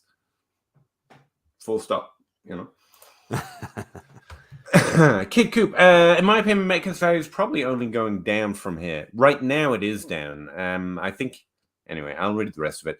More target competition and how many big body receivers last into their late 20s and 30s. All of them that are good. Young is going to win rookie MVP. I think. Yeah, I get the Larry Fitzgerald types age better narrative, but we have so few that are actually that good. Like I will squint at it a little bit. Julio Jones lasted longer than Calvin Johnson. I get it, and the league's fading away from that level of player. DK's 25, but I just don't buy that that's coming up very soon. It's 25. Like I think this is just hyperbole fed by age curves which don't really exist, leading us to say he's going to go down. But right now, he's an incredible value trade-wise. Like, he's in there with CeeDee Lamb and Jalen Waddle and that tier of wide receiver, like just below the top. But he's the guy you can get for these reasonable trades, whereas those rostering Jalen Waddle and CeeDee Lamb are like, oh, I have this great thing. And the trades are come a little easy with Metcalf. But it's the same proposition. And last year, the reason why he was down is because he didn't score the deep touchdowns as consistently as he did with Russell Wilson. You look at his first year, he had 100 targets, 58 catches, 900 yards, 7 touchdowns. Then he had 129 targets for the next 2 years, right around 1,300 yards, 960 yards, 10 touchdowns, 12 touchdowns. Enter Geno Smith, doesn't quite have the deep ball accuracy acumen that Russell Wilson has. Still 140 targets, 90 receptions, a little bit less down the field. You know, his yards per reception dropped 1,048 yards, only 6 touchdowns. That's what we're worried about with DK. Like, he drove more targets last year than he ever has in his career, but they weren't as far down the field, and it wasn't the touchdown efficiency. And so, like, the community may be down on DK, but they're wrong. Which, you know, they are occasionally. And one last note, I don't think it's target competition. I think it's another good player to help the other good player. Like, that's where my mind goes with that one. Like, we can talk about offensive balance a lot, but there's still plenty of room on that depth chart for all three to do good things relative to their value. And DK is more certain than JSN, to be honest. Even though I think JSN's going to do it. So, yeah. He's talking to Cameron Ward. I get to skip that one. Genji. I just bought DK. See, it's happening a lot because his value isn't his value. Like, that's the guy in that tier right now. That everyone should be buying. I kind of agree. Like, if I was looking, it wouldn't be Jalen Waddle right now. I bought Amon-Ra because you still sometimes find that draft capital devaluation, but DK, as far as the trade history that I look at and DLF goes, seems to be the guy that moves a lot more often with that slight discount despite his rank. Acres of Rashad White in Dynasty. The one that's healthy. I think it's pretty even. I'd rather have Akers, but whatever. I mean, it's 6-1. I would rather have the cheaper one, but they're probably pretty even. Yeah. Exactly. Like, at cost, it's probably Rashad White. At production, I think I'd rather have Akers, but it's whoever stays healthy. Yeah. Genji. My man. NYC86718. Welcome in. Man's dynasty value is fried. Oh, DK? I don't think it's that low, but I think it's trade value. No, I think that was probably Trey Lance, but oh, right. Yeah, definitely. And yeah, it must be because he said the same thing. Stroud or Goff in a 24 Goff in a first. I'd take Goff in a first over Stroud. Oh, okay. Again, I don't go to the wall with quarterback evaluation. Like, I think Stroud looks pretty good, but I'm not going to defend it. Like, I don't know for quarterback. I'm waiting and seeing. So I think he is pretty good, but I don't think he scores what Goff does for the next 2 years. And I get a first next year. Like, I'd rather do that unless my team was just terrible and I don't want Goff's points. Fair enough. If I'm rostering Stroud, I probably keep Stroud because I don't have rookie QB evaluations, and he's just pretty high valued right now. But I won't defend it. You can't make me defend it. And that's pretty even. I'd lean Goff in the first. Yeah. Thoughts on Xavier Hutchinson and that guy Wicks? I roster Hutchinson. If I'm going to take a deep shot on a wide receiver on a rookie draft this year, it's A.T. Perry and Xavier Hutchinson. So I roster one or the other on any Dynasty rookie draft that goes to round 4 or 5. But again, I'd rather pick up the running backs I have in that range, but I think he's solid. Again, I'm not going to look at my rookie profiles. Like I videoed them, I wrote them down, and I put them all out to you. And I can't memorize things that way. Yeah, but I agree with you. I'd rather take a swing on Hutchinson, although I don't think that there's that much upside with either of them. I hate that term upside. Everybody uses it. Yeah, it's a little. I don't think there's as much room for growth. I think he seems like a possession receiver That's a world what where, I remember. Yeah, in a world where possession receivers aren't really as much of a thing anymore, because Redmond is a big-bodied possession. Yeah, guy, he's like 6'3", 210, really good at reading cushion and creating space. Like he constantly gets open with quick curls, outs, that sort of thing. He actually can play physically, which is something that you don't always see with the big, skinny wide receivers. I mean, he's 6'3", 210, has the ability to play physical in route, so he's not getting bumped off route, but also can go up and make a play at the catch point and post catch. Like, that's fun. You watch him like catch a curl and like plant somebody and gain an extra 3 or 4 yards. He's really quick with his transition from that catch to a runner. He's consistently adding 2 to 4 yards after the catch. I don't think that he has very much speed either in route or post catch. So like, he's not catching the ball and adding a lot of yards after the catch. He's catching the ball and adding 2 to 4 yards after the catch. He struggled with press because he's not able to dictate movement. And what I mean by that is you see a lot of quick guys who can make a defender react. And once you get a defender to react, they're on defense. They're reacting to what you're doing. So if you can drive them to a direction that you know you're not going and then cut the other way, that's a way to be successful as a receiver. I don't see Xavier Hutchinson able to do that. And he's great at reading cushion, but he doesn't separate if he doesn't have that gap. And so again, he's fine, but he's probably a possession receiver who is, he's like a 40 target guy catching 25 first downs. Yeah, I'm trying to look at my profiles without crashing everything, but let's see. I probably got real quick notes on him, to be honest. He did play 2 years at Blinn College. So I love those guys, Sincerely, I like those deep fellas. Let's see. Where's my notes on him?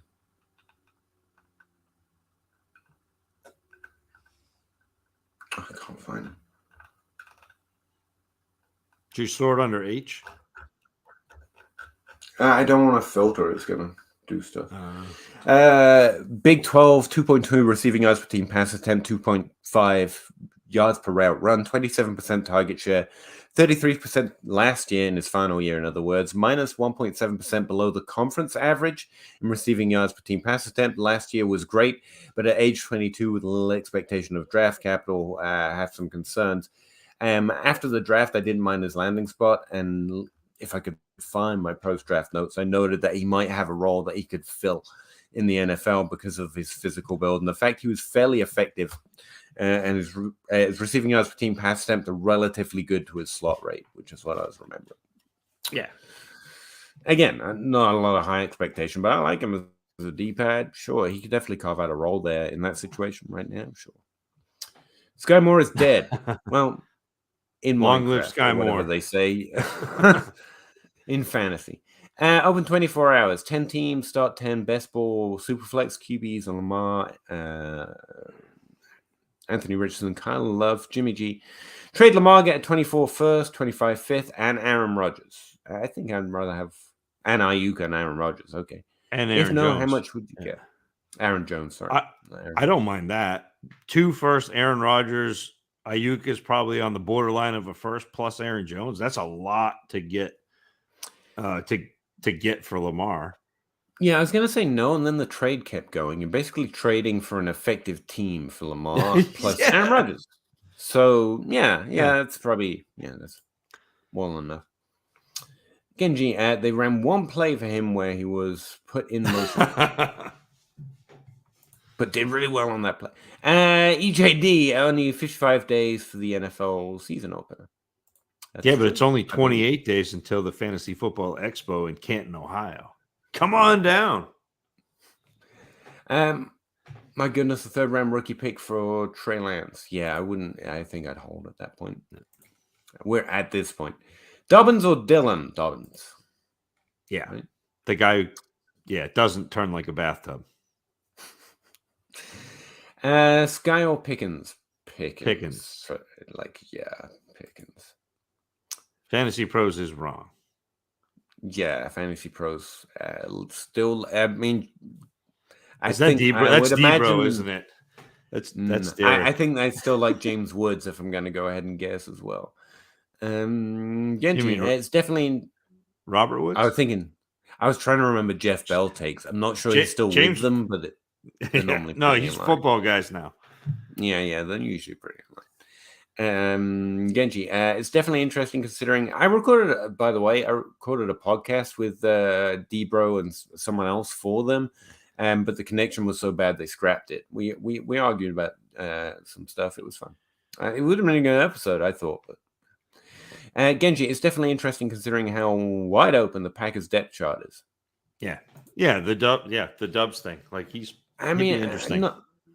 Not to per game but like Watson went off when Dubs went down, and I just think that's fascinating. Yeah. Genji, Kadarius Toney loves going horizontal, and he does it so impressively too. You know who was a real big Dobbs fan? Was J Mike. And I'm not saying that he's one of the better wide receiver evaluators that I know, but he's one of the better wide receiver evaluators that I know.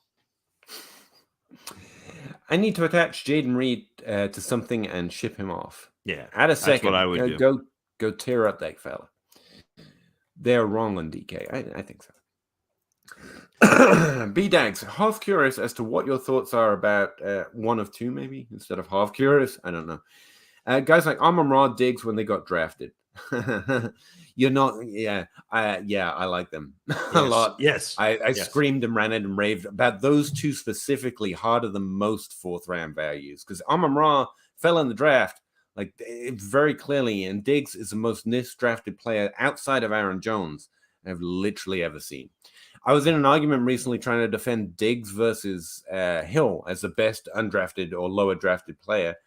And my point was they should have known Diggs was good. Hill was a utility player who racked up 5 games, a bunch of offseason problems, and barely played wide receiver.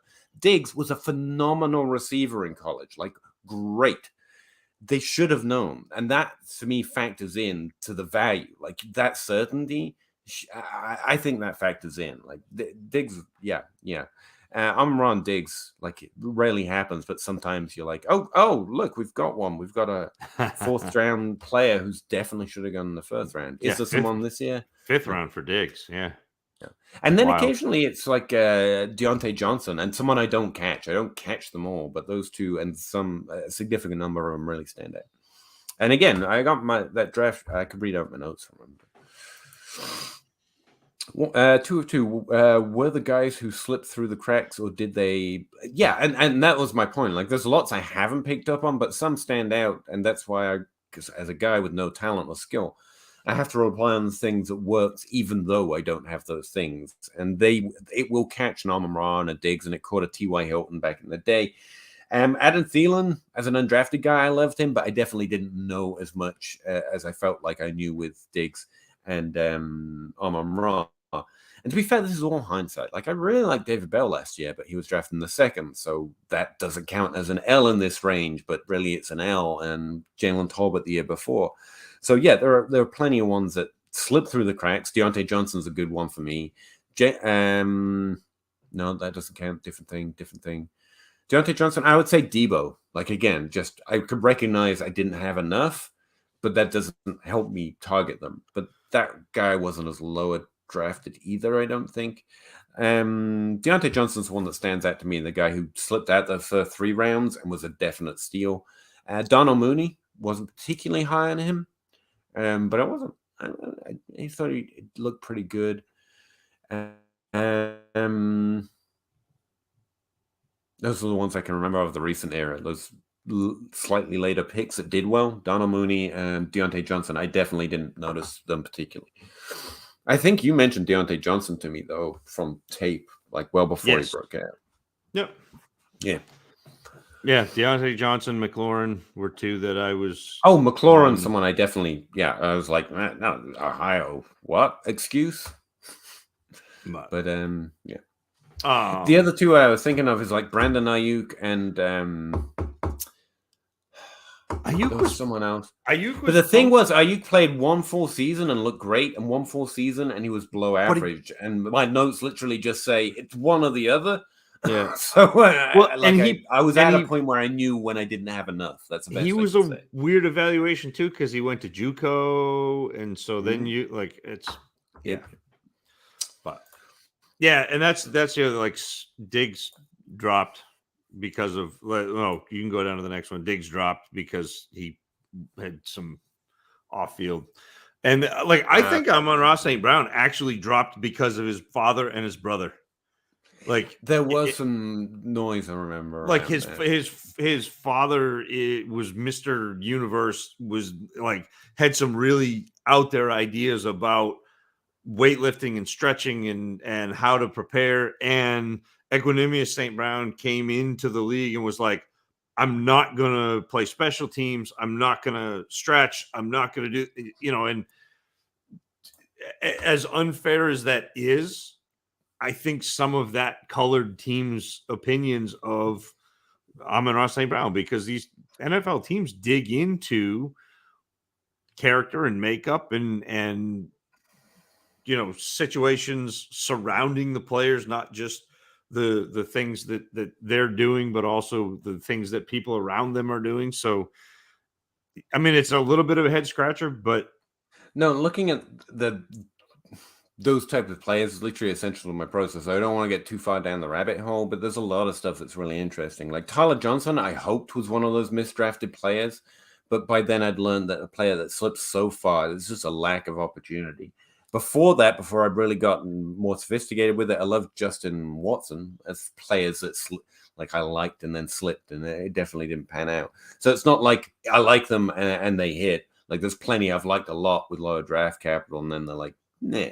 And then you've got a few like Malcolm Mitchell, who I think was proving it. And then his injury history caught up with him. Yeah. Cameron Meredith, I liked him a lot. And he did show something, got a contract and injured, and the league just washed him out. And I was a big fan of Tyrell Williams as well, which showed something and then just kind of petered out as a decent but not volume guy. I coming in, one of my first names was Michael Campanaro, and he just never got over his injury issues. But I still maintain he could have been a Malcolm Mitchell type. Well, he was technically because of his injuries, but yeah, that possession guy. Good seeing you, gents. I'm in a live 14-team Superflex, start 11, 1 point PPR 1.5 tight end premium startup, 6 points per passing, 6-point pass, and 6-point 5-point pass, 6-point rush. That's what I'm doing wrong. I was looking at it and I was like, I'm not saying it right. 5-point passing, 6-point rushing touchdowns. Traded a 3 for 3. Got Allen Fields in first. I'm losing the plot or something here. Got Andrews and Kelsey also to have the TE premium. Okay. Oh my goodness. That's if you got Allen Fields and got Andrews and Kelsey, you're that's a hammer of a start. What's the trade? I can't honestly figure it out. I don't think he gave us the trade. I think he just said he traded Oh, okay. So it's okay, I'll go looking. Like traded three picks to move up. Oh, okay. Yeah. Right. Wicks is a 5th round alpha. Yeah, I think I've heard the name. It hasn't popped up for me, and I haven't gone looking. I've seen a few people. He's in Green Bay. It's a wide open, I guess. Whatever. I suppose. Who's your second-year breakout RB candidate that your favorite analyst isn't talking about? I've got no idea, but Rashad White and Dameon Pierce are the two that stand out to me as second-year running back breakouts. Yeah. As unexciting as they may be. Are you trying to get us to say Jerome Ford? Because it sounds like you're trying to get us to say Jerome Ford, but that would take an injury, and I don't want to do that. Yeah. Hutchinson, I don't mind this evaluation. Hutchinson, a poor man's Pittman. Okay. Yeah. Long live Sky Moore. What is dead can never die. Yeah. Edwin. Valarashi. 10 teams start 9 Superflex PPR. I have Lamar Watson. Did we get through this? Richardson, Breeze, Gibbs, AJ Brown, DK, Pitts. So ready to smash. Do I give Bryce and a mid 24 first, 5th, 25 first, Addison and Quentin Johnson to get Justin Jefferson and Tyreek Hill? That's a lot. 1, 2, 3, 4, 5, 6-ish first for those two. Yeah. Which is probably heavy. Yeah. I mean, it's heavy because it's got a quarterback in it, but I doubled up his value. So it's about even on a competitive team. Yeah, I want Jefferson and I want Tyreek Hill. And, all the risk is on Addison, Quentin Johnson, and Bryce. I like all 3 players. And they do have other draft picks to back up that risk. So I think it's I don't think you're stealing enough for this. You're not getting the age discount. But but that's in a window where you are ready to win. This is a just go win. Like sometimes, makes sense. Good evening, Puff Pass Kid. Hey, welcome, James Tucker. Entering the Lions Den with a larger buy-in redraft league. That's fine, James. Welcome in. Can I leverage my dynasty knowledge? We'll leave it behind. I think both inform the other. You can find some interesting aspects of both by just considering the other one. Redraft ranks can provide an edge in Dynasty and vice versa for the same opposite reason, if you know what I mean. So, no, I think there's reason to learn about both. Especially understanding the rookie running backs and the idea that there are probably 2 or 3 wide receivers who I expect to give you an advantage at the end of the year, which is a nice time to have an advantage. So again, Jordan Addison, I think is going to smash. He may take a little bit to get off the ground, but I think he is an absolute smash. I think Quentin Johnston is going to have a good second half of the year. And I fully expect Jackson Smith and Jigba to find a pretty significant role toward the end of the year. So yes, James, I think those are good points. And I think there are 2 categories. By my casual redraft consumption, more redraft or single-year focused analysis seems to misunderstand rookies more often. And to read Zach's point, second half of the year doing better is one of those aspects. And that's where the breakout trend narratives that don't work out come from. From my casual observation, it's where the Sky Moore narratives come from. It's where the James Cook is really going to slaughter now because now he's going to get the receiving. Because they're not quite as in the weeds about the way players age into roles or don't, as a matter of fact, or how they develop through breakout arcs. But and that's just hyperbole, but that's what I found. Those two eras seem to be an edge, though. Jordan Addison. Case in point. James Tucker, I feel the hype slumping, but can the rookie wide receiver class from 2023 prove the hype slump wrong? And some by elite end of this. Yeah, JSN and Jordan Addison, I think by themselves are going to make people pretty good about this class. And there are a bunch of players who are going to do things. I think Josh Downs comes up early in this list. We have a slightly different opinion on Josh Downs, but we both agree on Mims. Flowers definitely could. Quentin Johnson. I feel bad, definitely Peter. I feel bad because Mims, in order for Mims to be what we think Mims is, Tim Patrick. Hey man, don't say it. Don't say it. But they're both really cheap. Yeah. If it's cheap, it must be good, right? No, I think this slump. I think buying into the slump pays off. But cookies and ice. Yeah. The only thing Zach is in on this season, more than cookies and ice cream, with a whoopie pie mixed into it, is the Texans' offense. No, I'm way more into the ice cream. I mean, more than fantasy. Genji, sure. JSN, Quentin Johnson, Addison, those have ceilings. Yeah, I think Zay Flowers. I mean, it doesn't look good, but I can understand why my numbers would miss him. I can understand why he's one of those players. I'm like, oh no, that guy slipped the net a little bit, because of this where he was playing and the situation he was in. But I follow my process. But I do want to hat tip obvious gray areas where I can't be definitive. Pete, can you elaborate on why you hate Chris Olave? No, I don't think I can. It's my favorite question. I hate him. I hate him the same way you might have hated Amari Cooper after his first year, in that he didn't immediately break out into the top 12 and fill all that promise.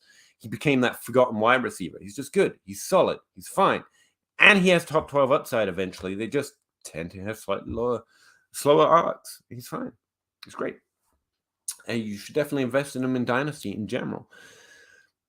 But I think it's a year to go in on the Jalen Waddles and the DK Metcalfs and the guys who've been there before, still young, still have more than enough in the tank. The wide receiver position is pretty sketched out. Olave is going to be good. There's not like room as much as that's the thing in the elite class for him, but he's already in that second tier, so that's where I like him. But I'll lean towards the veterans who had that elite upside a little bit more, if I have to. Not veterans, like 24 and 25. But Fantasy Football Ninja, welcome in.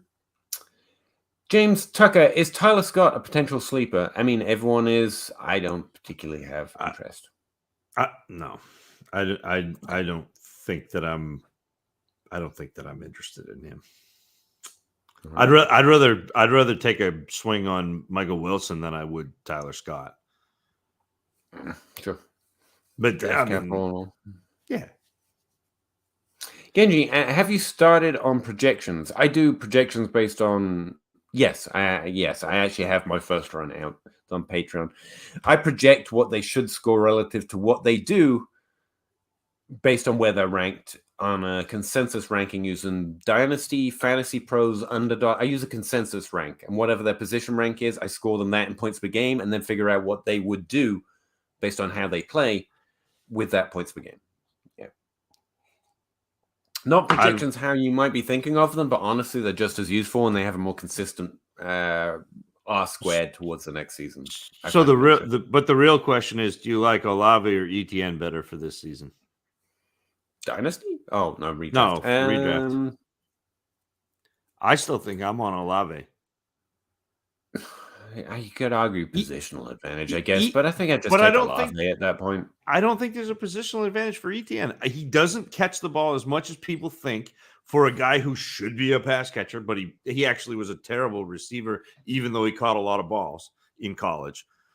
And they added competition in a place where like he's not a red zone running back. He's not the guy who can go between the tackles. And I think Tank Bigsby can. And so yeah, I've never truthed up for ETN, and I have for Tank, so I'm fine with it. It's hard for me to pass up Olave with the fact that I don't think ETN is what everybody thought ETN was. ETN feels to me like a better version of Ronald Jones. He's a back that you need to get into space in order for him to be successful. And he's great when you can get him in space. He's a little better pass catcher than Ronald Jones, but he's still not an elite pass catching option. So, yeah, no, I don't disagree particularly. I'm not focusing. I don't think he has the upside.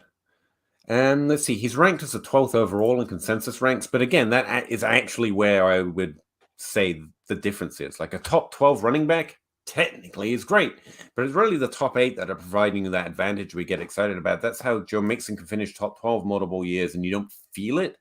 And I think who else had some of those? Actually, Josh Jacobs. Outside of last year, he was in the top 12 before that. We just didn't notice because it was like a meh top 12. And I think that's where he's at. He's got a 31% breakout potential. I've got him at 42% of the rushing attempts overall, 7.9% target share, which is probably a little low, but he has a lack of league history doing it so far. He has a top 12. He's projected as a top 12 breakout by consensus ranks as well. 259 rushing attempts, 53 targets. Again, those targets are a little low, but again, yeah.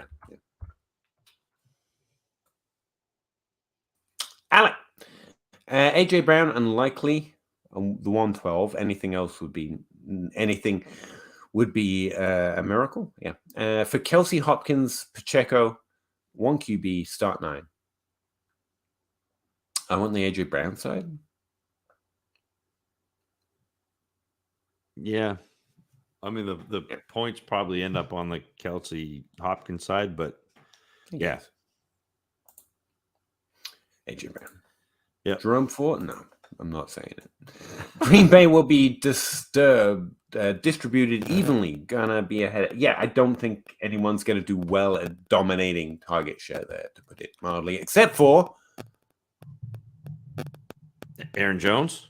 Thank you. Yes, Aaron Jones. I think we're on the same page on that one. So that didn't work well. But yeah, Aaron Jones, like all in. Let's go. What is dead may never die? Pickens. Send him to the Iron Island. Pickens or Dalvin Cook? Cook. No, Pickens. Dynasty Pickens. Yeah, Pickens easy.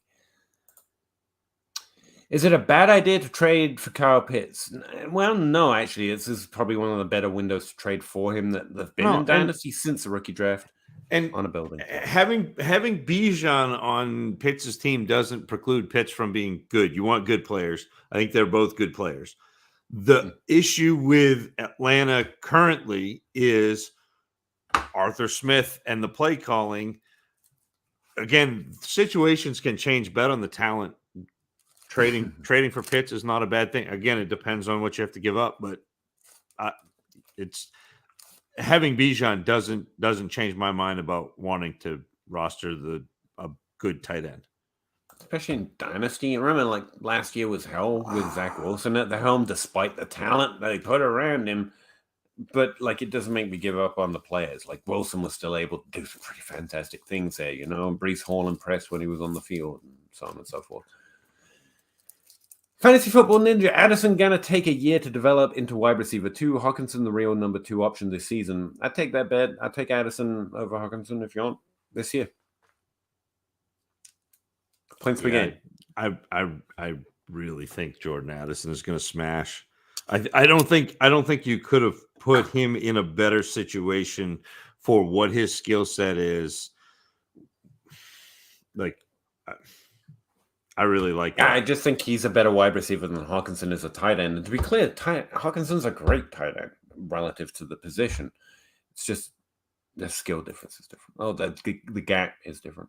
But again, I'm just kind of all in on Addison and determined to be higher on Addison than you. And if I can take an L, I take an L. But I'll own it.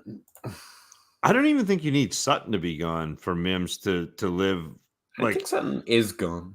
You know, in And- my mind, in my heart, Sutton is gone. like you need Sutton to be gone for Mims to like achieve the full on. But I think Mims can have a great year this year with Sutton and Judy on the field.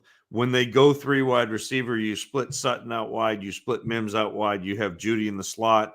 All of a sudden, they've got to account for 2 wide receivers getting downfield who do different things. Sutton going with the high point and Mims just blowing the doors off the top of the defense. Like that, especially with Russell Wilson, who, aside from last year, is maybe the best deep ball thrower I've seen. Like in terms of accuracy and getting the ball out there, like, man, that could be fun.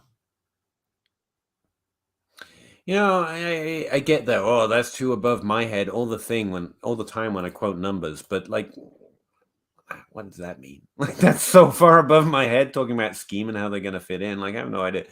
It sounds right to me. And yeah, I have Tim Patrick as a third wide receiver on that team, just because I refuse not to. Greg DeLuch, good players help good players. I think it's about if Russell Wilson can unpick his shoelaces or whatever was going on wrong last year. Sorry. Hawkinson was 6 catches away from Kelsey despite moving teams mid-season. Cousin made Jordan Reed. Jordan Reed made I have Jordan a Reed. problem with this take. Thank you. As tight end 1 overall ranked twice. Yeah, Jordan Reed was phenomenal. He was phenomenal. He was better as a tight end for fantasy, at least. I don't know for the NFL. Than Hawkinson ever has been or ever will be. That's the thing. And again, I'm not at you here, Ninja, to be clear. Like the problem is you see that first line and your mind goes the opposite direction. He's very close to Kelsey. Oh, he's close to Kelsey. Good thing. For me, that makes it stand out at how unsustainable it was. Like, that's not normal. He didn't develop into that or become a different player overnight. And I don't believe quarterbacks elevate tight ends that way. When, like, my mind goes the opposite direction, that shows it to be something that is less likely to happen. He had targets at a far too high a rate on that shortened season sample. And that's why it looks comparable to Kelsey, because he clearly not many players are going to be comparable to Kelsey realistically. Right now, I'm on there. Rayman, spelled in a really cool way. 12 teams, start 8, 1 QB. Lamar, Bijan, Etienne, Dobbins, Javonte, Olave. I'm getting really worried about Javonte, by the way. Even the little interest I had in him is almost washed away. Side note. Devontae Smith, Ridley, Addison, Pickens, Thomas, Beckham, DeLoach, Otten, Knox. 324 first. Can I win this year? Should start with that, man. How important is the tight end? Tight end is important. You can add advantage there, but it's not important enough it makes your team competitive or not. It either adds an advantage or it doesn't. DeLoach is really interesting, the top of the depth chart for a weaker position as well, as we just said. Can you win this year? Let's see. Start 8.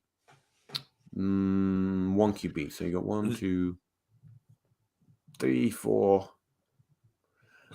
You're about halfway there to having like a top tier starting lineup. Etienne and Dobbins, I'm not counting in every week starters because we're a little lower. But if you include Etienne, you're a little closer. I think you are definitely competitive. You can definitely win. This team's solid. Really good, in fact, in Dynasty. This is a team that I'd be kicking the tires on Waller. Okay. I think that's solid. Yeah, and that's what I was going to say. You can keep your eye on value, but you can push for a little bit more points per game upside. Waller's a good example of it. I'd be interested in what I had to do to get up to one of those older running backs from ETN. CMC, yeah. And you can also wait in season to see which one's going to be healthy, at least this week. But, you know, Barkley, if he signs, Chubb, CMC, you could get pluses from some teams trading ETN to them. Like, I want to improve my points a game, specifically when I'm interested in points per game. It's those running backs. So ETN and Dobbins are the ones I'm looking at. But Waller's a really solid way of doing it without taking that kind of dynasty value off your roster as well. I think that'd be interesting as well. But you're competitive. don't be trading your value straight up for points just yet, but look for smart ways you can improve your points per game. Yeah. James Tucker, I missed on Addison in my portfolio. What would you be willing to give up from in a shallow league? What would you give up in a deep league? Got a lot of different trades to get one player, to be fair. It depends on what's on your roster, what's on theirs. Ultimately, I don't want to pay 3 first-round picks for Addison because he's worth a first. That's kind of what he's worth. And so the way I look for it is look on your roster where you have some depth or maybe some too hyped value. What can I add a second to go get Addison? That's a rough process, I would say. Does that sound right? Yeah, that's fair. Or go look what you have on your roster that is in that range. So, like, if you've got a team where you've got like a Dobbins or I don't know, somebody in that range.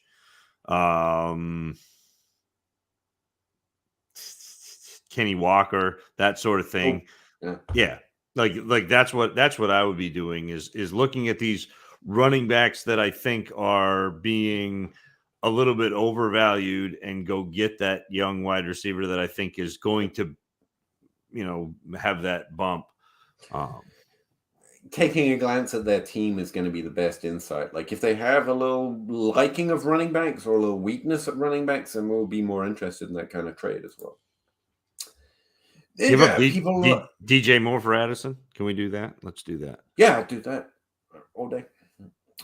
People paying for Kelsey round 1 while the guy who finished 6 catches behind him goes in the 4th to 6th round. Give me the discount. It's not a discount. It's just you're paying less for less. Like 6 catches. What was the points per game difference? 6 points a game. That's why the round difference is. Yeah. Hawkinson's solid. Like you shouldn't be bad. Like target Hawkinson. Like I'm not.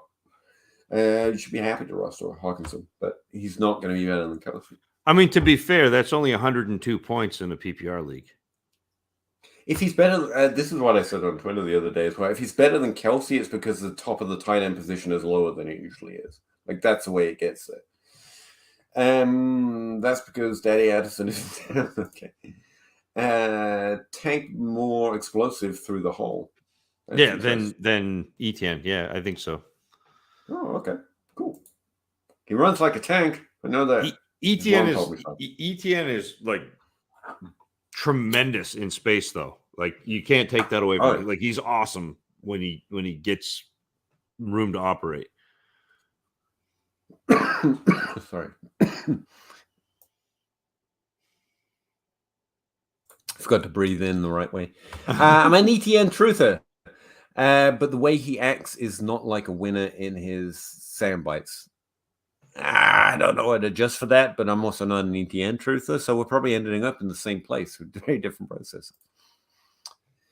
James Tucker, Lawrence might have to make him elite, which I'm guessing. But to be fair, a good receiving running back, which I think ETN is, can be elevated by accurate passing and an abundance of it. But I think that, again, I mostly rest that on the shoulders of ETN. Like, can he demand it? Prior, it was the draft capital explosiveness, which is still in his favor. Again, the team wants him to be the running back one. They're adding Tank to help. I don't think they're adding Tank to take over. Brees Hall, I'm with you on. Oh, yeah, absolutely. You guys crushed the podathon. I mean, I didn't do it, but yeah, Spaceman did a fantastic job. And so did everyone else. You guys are crushing the podathon, even Russ. Any tips for the expo? Biggest mistakes to avoid? Also, once and for all, it's pronounced Avi. Yeah. Avi. Like Avatar. Yeah. The only tip I've really got, well, I guess I could come up with some others. That's what I do. Try to get into the close hotel. Sucks.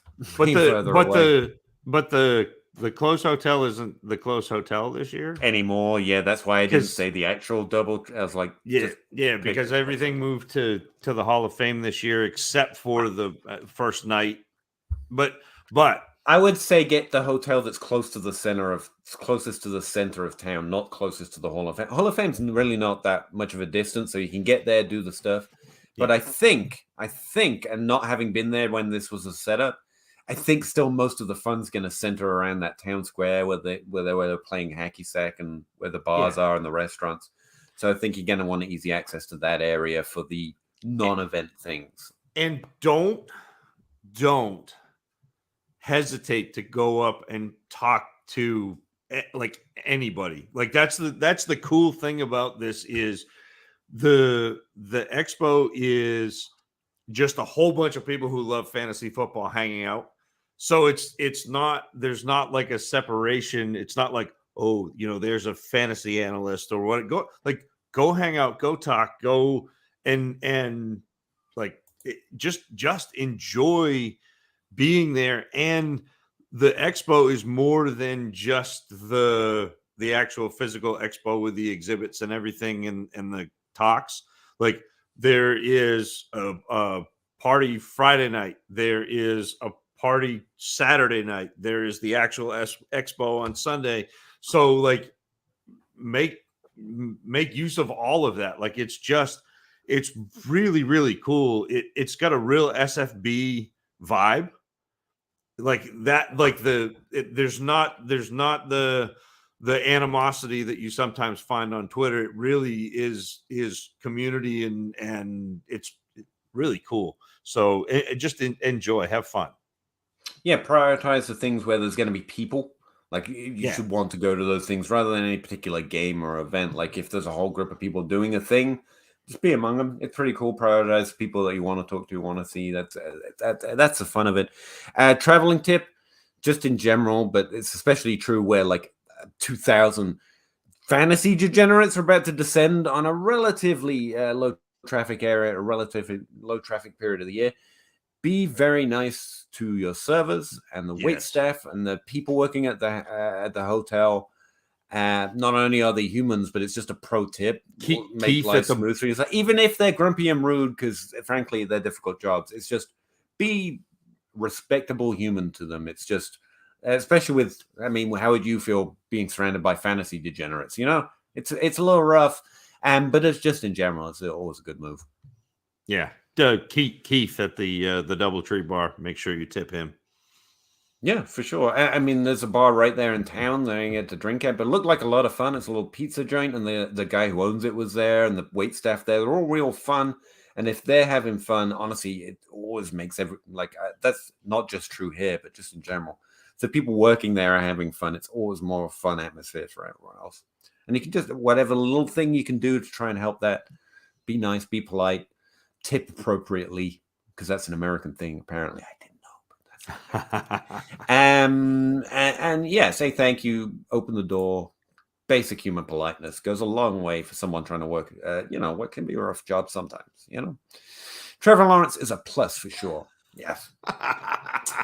We sent Sky to the wall. You got to stop with Sky more. Sky and Uncle Benjamin are just hanging out. It's okay. Andrew Carlson, what do you think about solid players who are entering their peak production years for wide receiver, 26 to 28? Actually accurate. Thank you. Like KJ Osborne, Van Jefferson, and Jacoby Myers.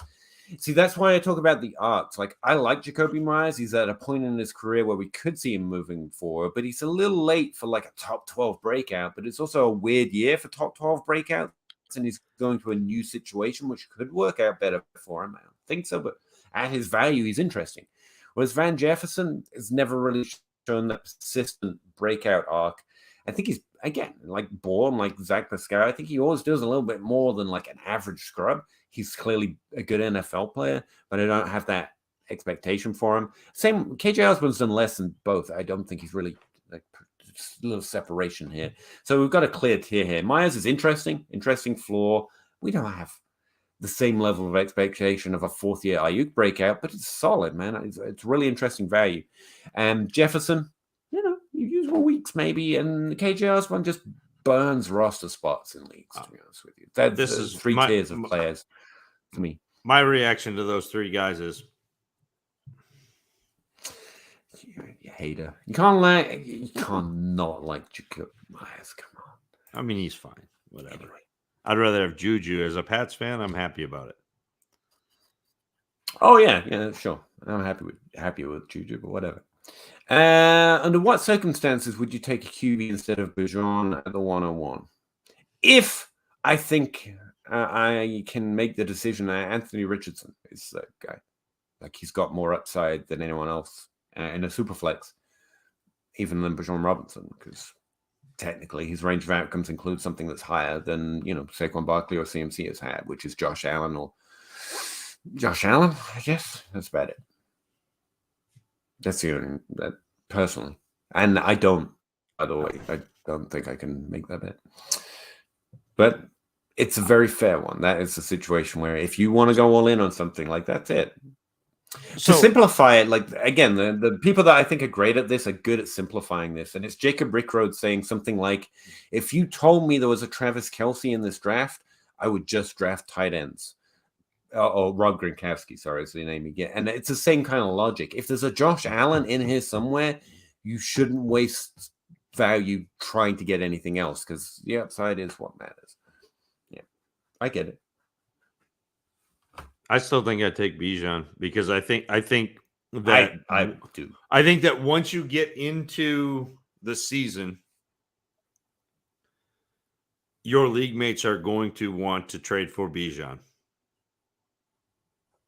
I think so. I think. I also think it's just I can just have a little more confidence he is in fact what we expect. That's why I lean that way. But yeah, that's fine. Yep. You watch and stuff, you have a better idea. Kyle Pitts is elite in target share and air yards. I mean, those air yard leagues, he's really popping. That's true. Osborne, Van Jefferson are waiver wire fodder. Yeah. Yes. Seriously, I'm over certain. I was over certain like mid last year when I realized I had liked him too much. I once again clamped by that late breakout narrative. Every now and again I get caught up in it. Tim Patrick literally gives you the same production. Let's ride with Tim Patrick. I'm down.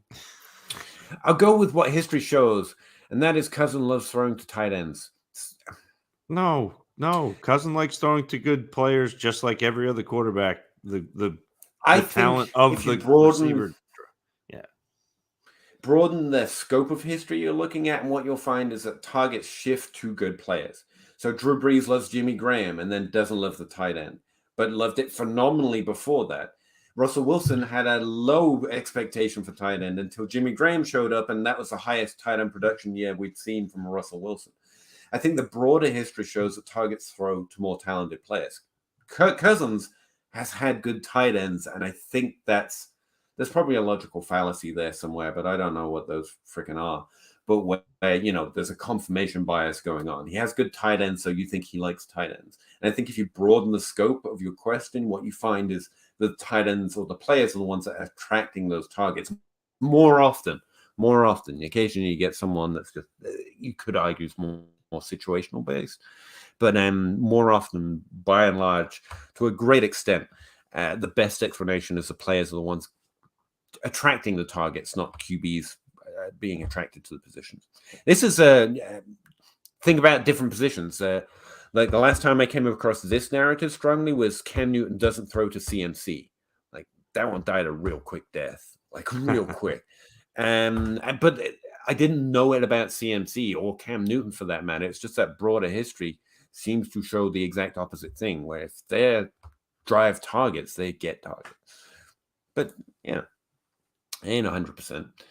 Then why didn't Irv Smith work? Because he doesn't drive targets. Open 24 hours. Barrel scraping. Dynasty best ball PPR. Tyler Chandler or Kevin Harris? Harris. Yeah, Harris. I think so. Although I mean, people are on Ty Chandler because he had a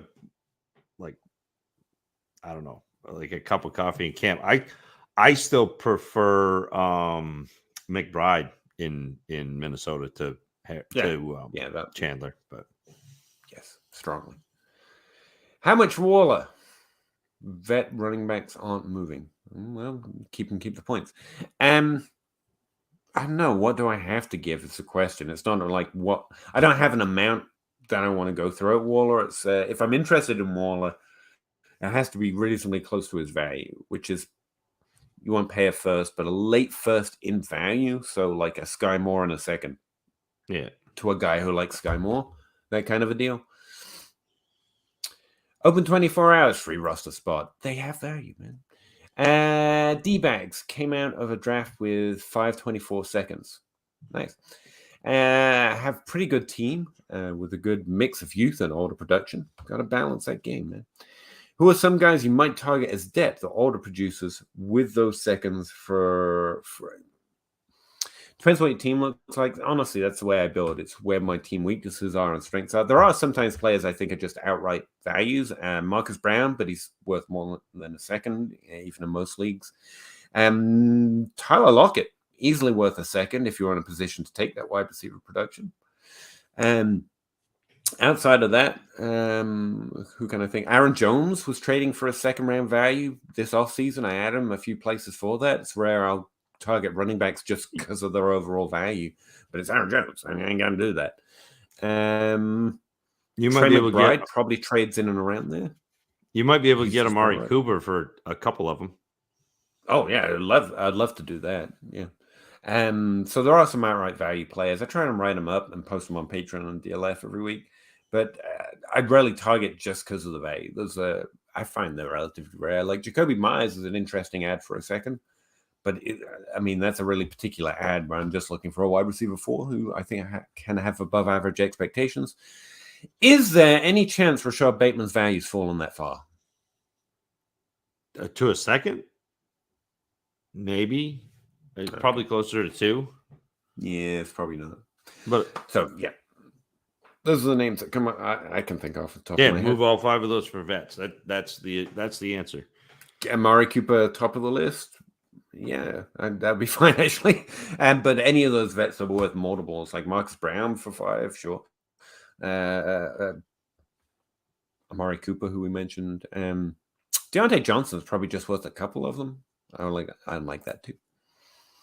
Jordan Reed is actually less athletic and smaller than less now, and smaller than Hockenson. Hockenson has multiple 100 target seasons. But you see how you're just trying to find comparisons that make Hockenson look good based on the line that you have drawn specifically because Hockenson is above it. It's like a self-fulfilling thing going on. You know what I mean? Keenan Allen and D-Hop, those are good too. Yep. Yeah, I'd be surprised if you had to trade more than 1 second. In most dynasty leagues, if that roster doesn't need the points, kind of a thing. Seconds. Yeah. Juju, all in for a second, for sure. Also, Hockenson got more yards last season than Reed ever has had in a season. But Kyle Pitts has had 1,000-yard season and is a disappointment, whereas most top-scoring tight ends don't do that. Like, the yard threshold is like Mike Evans has 1,000,000-yard seasons, but 2 where he was significantly difference-making. That's not shared against Evans, but the yard threshold doesn't even work here. We're going shopping for things that prove a point instead of things that prove points to go look for, if you know what I mean. Again, this is just the way I think about it. This is the way I hunt for it, perhaps. I'll stop the Hockenson talk now. You're good. Seriously, Ninja, I love loving players too, so I'm happy to talk about it with you and explain it the best way I know how. But, again, I don't think you should be low on Hockenson. I think he's good. Athletic, big, good season last year, solid seasons before that. No complaints. To be fair, Jordan Reed only had 1 healthy season. I don't know. He had 1 full. You could probably make 1 full healthy season out of his career. If I remember right, it was a hamstring injury question mark every week. Like I was big into Jordan Reed and concussions too. Concussions, they got him pretty heavy too. I liked him. Just as an aside, he was one of the people trying to have the wide tight ends are a little disrespected by the NFL as a skill position group. Like Greg Olson's been having that conversation a lot lately, and Kelsey, I think they're having like a yearly tight end meeting specifically just to almost a union, I guess. And I think that's interesting because, like Zach was saying, tight ends don't even get protected in the rules in terms of being receivers, and they do a lot for teams, maybe less than wide receivers, maybe more than one, but they're not measuring it. Therefore, tight ends get lower contracts and higher injury rates because of the lack of protection in the rules. It's just because that's the way it's always been. And I think it's an interesting, from a player perspective, I think it's something I want to support. They're players that deserve that. I find it an interesting position. What's a bad offense from last season that will be much better this season? That's a really good and interesting question. Jets is probably the safe answer. That's true. Texans is a good suggestion. I could see how you could see that. Again, rookie quarterbacks, rough. I don't think it would be the answer I'd run to, but it's a really interesting question. Zach, it's one that you come up with at the top of your head. I've got a projection sheet here I can glance over. One of the easiest ones for me to look at is New England, because they didn't have an offensive coordinator last year and their offense was abysmal. And I think that, not that they'll be like the greatest offense in the history of the world, but they were awful last year. Much better, right? Yeah, I think and that's a good point. You have to start off with one that's awful. Like, I think you could say that, like, the Jets are a good example of. Who was I just thinking of that they're going to improve, but they were already pretty good. Like, the Jags probably going to improve, but they were pretty good last year. Like, that's not the question. Baltimore, but again, Baltimore was pretty good last year. What'd you say? The Browns ought to be better passing wise. I fully expect Watson to not be a negative this year. That's fair.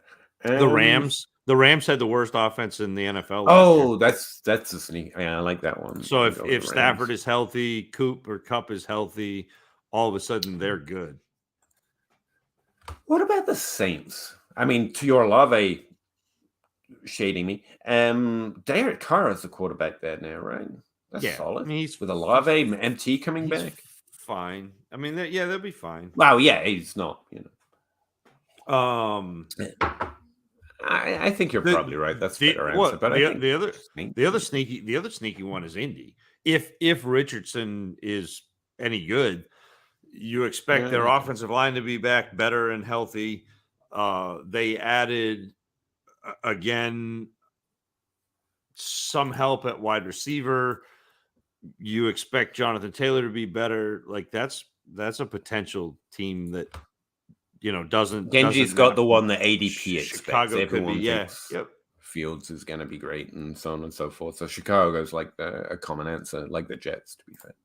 But yeah, best ability is availability. There is some truth to that. I mean, game or not, injuries really do scupper players, but super strength and make it fly is a pretty good ability too. I would, that would be great in the football field when you think about it too.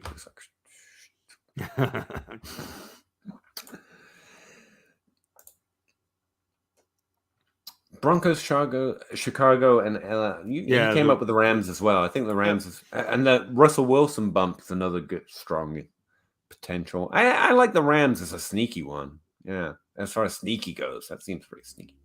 We're gonna have to go soon, by the way, and we will just like zip. When it happens, just letting you know, Zach has a life and kids, and so do I actually. And tired. But Brendan Turlington, 12-team Superflex start 9. Does this team compete?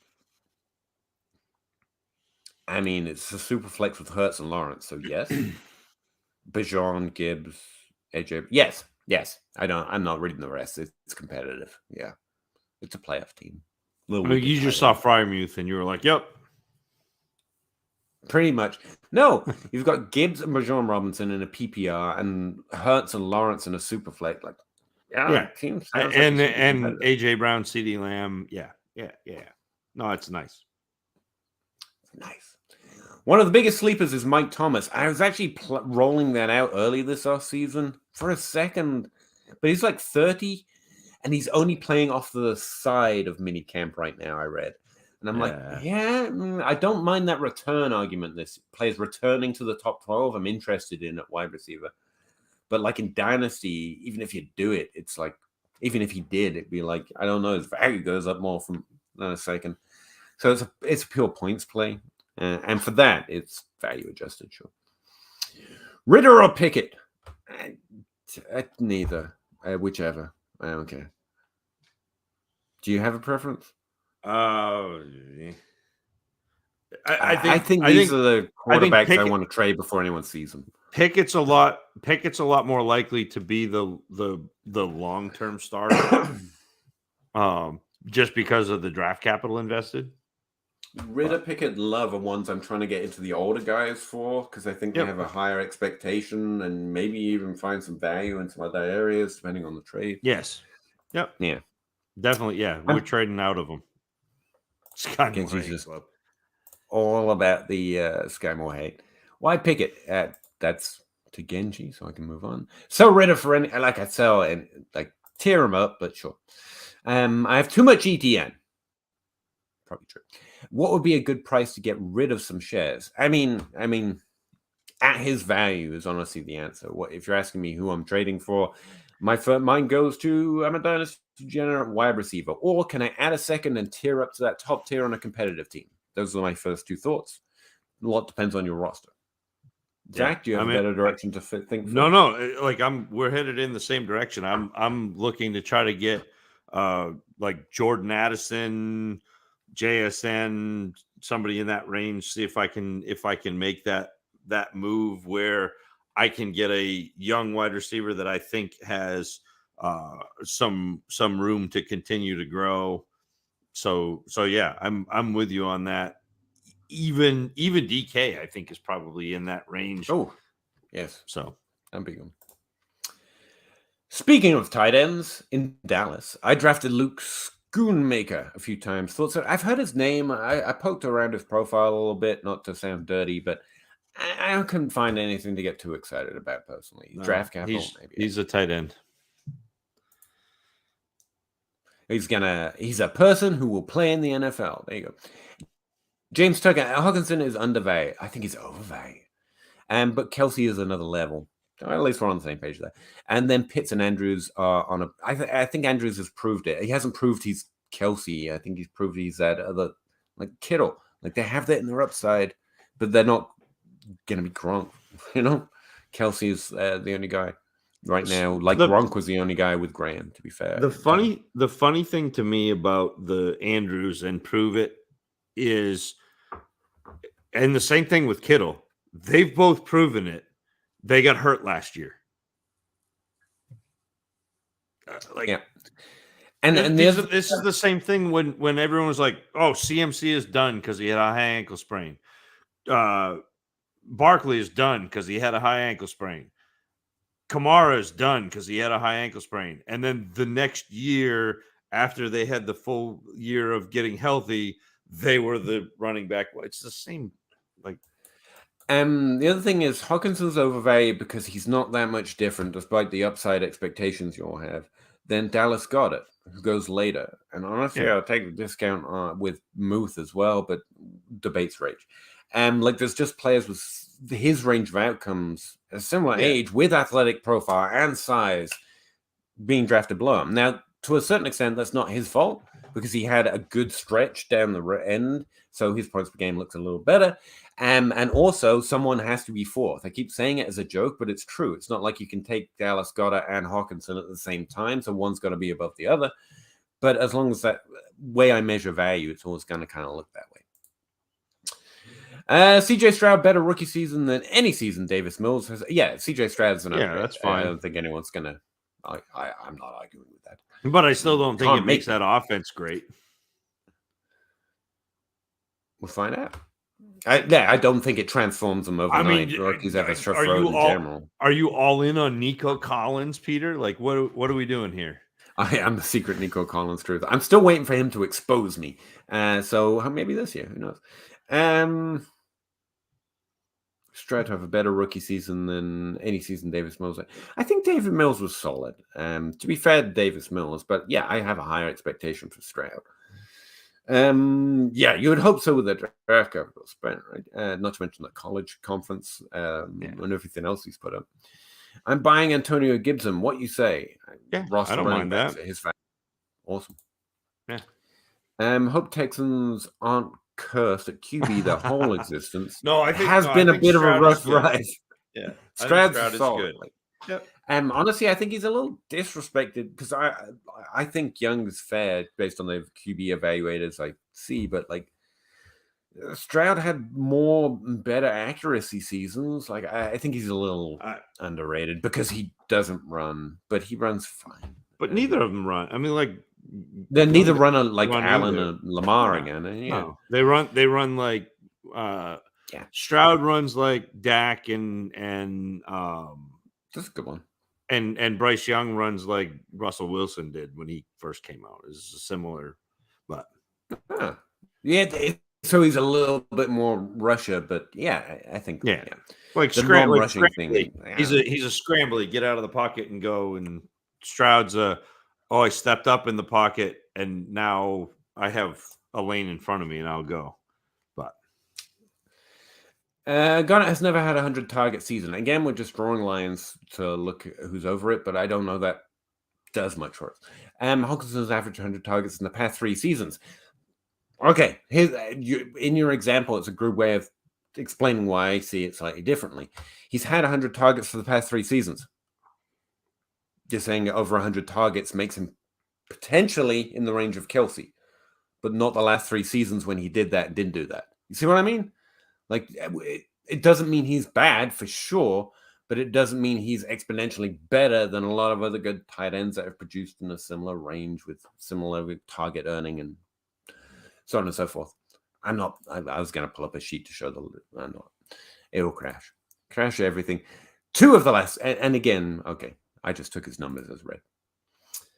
2 or 3. Now we're just arguing over that. Got to average 700 yards, but the touchdowns. Again, we're just drawing the lines that make the argument instead of the other way around. I'm looking to sell Hawkinson, honestly. I can send Hawkinson and get Goddard, and if you get both in the same tier, solid idea. But I don't think I get that in my league, but what does that matter? You might even get a look. See, that's what I've been doing. If I have a Dallas Goddard or a Hawkinson, I've been adding a little bit and going getting Kittle on teams where I could use that and upside. That's the thing. And I think Fantasy Football Ninja, I think that's where the disconnect is you're hearing Hawkinson is bad. And nobody, like, we're not saying Hawkinson is bad. Hawkinson is a good tight end. Peter and I just did a show, a Rate My League show where we like specifically went and deep dove in a league. And I said, Hawkinson is a player that I love to roster, but Hawkinson is not a player that I want to pay the initial cost to roster. If I got Hawkinson in a rookie draft 3, 4, 5 years ago, 4 years ago, whenever Hawkinson was a rookie, like if I got him in a rookie draft, I'm ecstatic that I'm getting this production.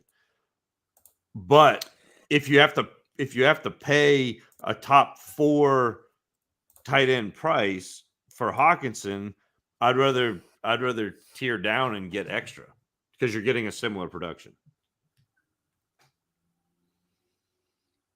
I'm so tempted to open up this sheet and do this. See, this is a problem. Like, people that don't like statistics or data analysis will say numbers are as biased. And my question is, who are you saying that to? I know. Because numbers are just numbers on a sheet of paper. But the minute you start applying arbitrary lines without justification for proving that being over that line has a particularly projectable upside, then all you're doing is drawing a line that suggests what you think is true is true. So the bias isn't coming from the numbers. It's a line you are drawing and then saying above this good, below that bad. And that line isn't justified in terms of projectable upside. Like Kelsey didn't have 3 100 target seasons and then be Kelsey. In fact, it looks drastically different. Go check out Gronk. Go check out Graham. Go check out the tight ends you think Hawkinson can be. None of them did that. And the reason I'm a little heated is because the reason no one believes me when I actually do the research and back it up is because they think that's what I'm doing because they hear it too often. Like, yes, you're right. And I really want to encourage you investigating through data. But that kind of understanding how to go looking is important because it misleads and misreads and also encourages other people to think that it's all nonsense, like bad DMs. So don't just draw the line or look for positive stats and then see which ones line up with the guy that I think is good. Look for the players who became what you hope you're looking for, not the ones that fit Hawkinson's profile, but the ones that are Gronk, are Graham, are Kelsey, and then see what they did to build into that, if in fact they didn't, which mostly they don't. They become like it's kind of a injured miss time, and then they break out at a significantly different level than most of the players do. This growth or the situation change argument is relatively rare in the history of tight ends or wide receivers for that matter, who show a greater amount of upside. So what you're arguing for, that Hockenson has now found a role in a position where suddenly he has much higher upside than he's shown before. One, it's a really small percentage of a really small group of players who had that level of upside. Two, if you go looking at that group, they don't have 2 out of 3 seasons with 100 targets or more. That's not what they did. So drawing a line there, and they're sort of suggesting or hinting at or gesturing vaguely that therefore Hockenson is good, is just kind of, I mean, it's not bad that he had a 200-yard season. It doesn't make it less likely, but it doesn't make it more comparable to the group that you're suggesting, hinting at, in nudging and winking at him being actually towards, because the numbers. But the number you're drawing isn't something that draws a direct comparison for the group you're searching for. So again, I'm just approaching it slightly differently. Like, I want to see something in common with players who elevated in the way you're suggesting that Hockenson could. Another reason I don't have Hockenson on that list is because I went looking for those indicators, and they spat out not Hockenson. In fact, they didn't spit out particularly anyone outside of maybe someone we haven't done much before, like a Greg DeLuch, I guess, but expecting Kelsey is crazy, Trey McBride, and so on and so forth. Or you could look at players like Andrews or Kittle that outside of missed time because of injuries, and to your point, it is a position that suffers that a lot, so it's a little difficult to ding them as players for suffering from that high injury rate. Those are the ones who had it similarly, but have only missed it in some ways, even if you don't want to say it's not exactly Travis Kelce's level. It's the closest thing we've seen of the current group. So that's why I'm going off in a different direction. It's because I go looking for what happens before X, not which player do I like, and therefore what's positive and how, and backwardsing the comparisons. Yeah, I'm not saying I'm 100%. Nowhere close. I love Jordan Reed, and that did not work out. Hockenson has done better as a dynasty asset, for example, and to your point. But I just think you're going about it the wrong way. You like Hockenson, which is wonderful and great, and he's definitely good. But then if you want to draw further upside, you have to show a reason that he's directly comparable for things they did before they showed that upside. And it's not an arbitrary cutoff and target lines. Because, again, to your point, he's done it for multiple seasons, and it hasn't come to fruition. You could argue Cousins, you can, but then when you look at the broader history of targets, like honestly just go looking for the answers before you find the players you want to have the answers, then what you see is that targets are driven by the player much more often than they're driven by any quarterback or positional group expectation. Could it happen despite all that little rant? Yeah, because the future is weird. Hawkinson's a really good player, and Kirk Cousins is a really good quarterback, man. So it could work out, but I don't think there's an above average expectation that it should. It is the only place we're differing. It's not that Hockenson is good or bad. We're both in the good camp. It's not that he hasn't done well, both in the he has done. We're talking about an elevated season. The way I want to go looking for it is what do players do just before that, and who has that in common. The honest truth is that Hockenson doesn't have many of those indicators, because most of those indicators include being better on a per touch or per game basis and missing time, not having 100-yard seasons, multiple seasons, and then showing an elevation in quarterback or situation position. That's not really how they become Kelsey. Kelsey missed time, then became Kelsey. Gronk was pretty much that straight out the gate, and so was Graham, if I remember right. And Kittle did it year one as well, I'll point out. And so we're just approaching the answer to a different way. Numbers don't lie, but the way we interpret them can definitely be biased, is the way I'm going to throw that out. I think he's got 2 more years. Expectation, according to the average number of prime years left, according to someone else's, it's Adam Harstad's research. He's got 2 more years of prime years left in and about. You got to go? Sorry, that rant was long, but I love tight ends, and I love that process. So. He's got 3 on his contract. So you think he's going to play for 3? I don't know, but I'm spitting facts, Peter. My numbers don't lie. He's got 3 in his contract, so we'll finish for 3. Yeah, numbers are just numbers, but we interpret them. I think it's worth considering that. I don't know. I could just be shit out of luck, and Hockenson could have the best. Josh Allen is the shield for all. Small sample doesn't happen very often. protection arcs, because that really doesn't happen often. Josh Allen happened. So it's not, again, I know enough to say that it can happen for sure. Any outcomes in the range of outcomes, technically. Maybe Christian Watson does have a higher upside than Justin Jefferson. I'm just betting. Oh, Sorry, that was a funny tweet. I mean, he's taller. Physically has that higher upside. Yeah, sorry, I just went off on a video there. You're welcome, man. Hopefully some of the conversations though. All right, Pete. Yeah, and also all the best tight ends don't have good draft capital, by the way. That's another like Kittle, but whatever. Sorry, you gotta go. I gotta go. I gotta look over there.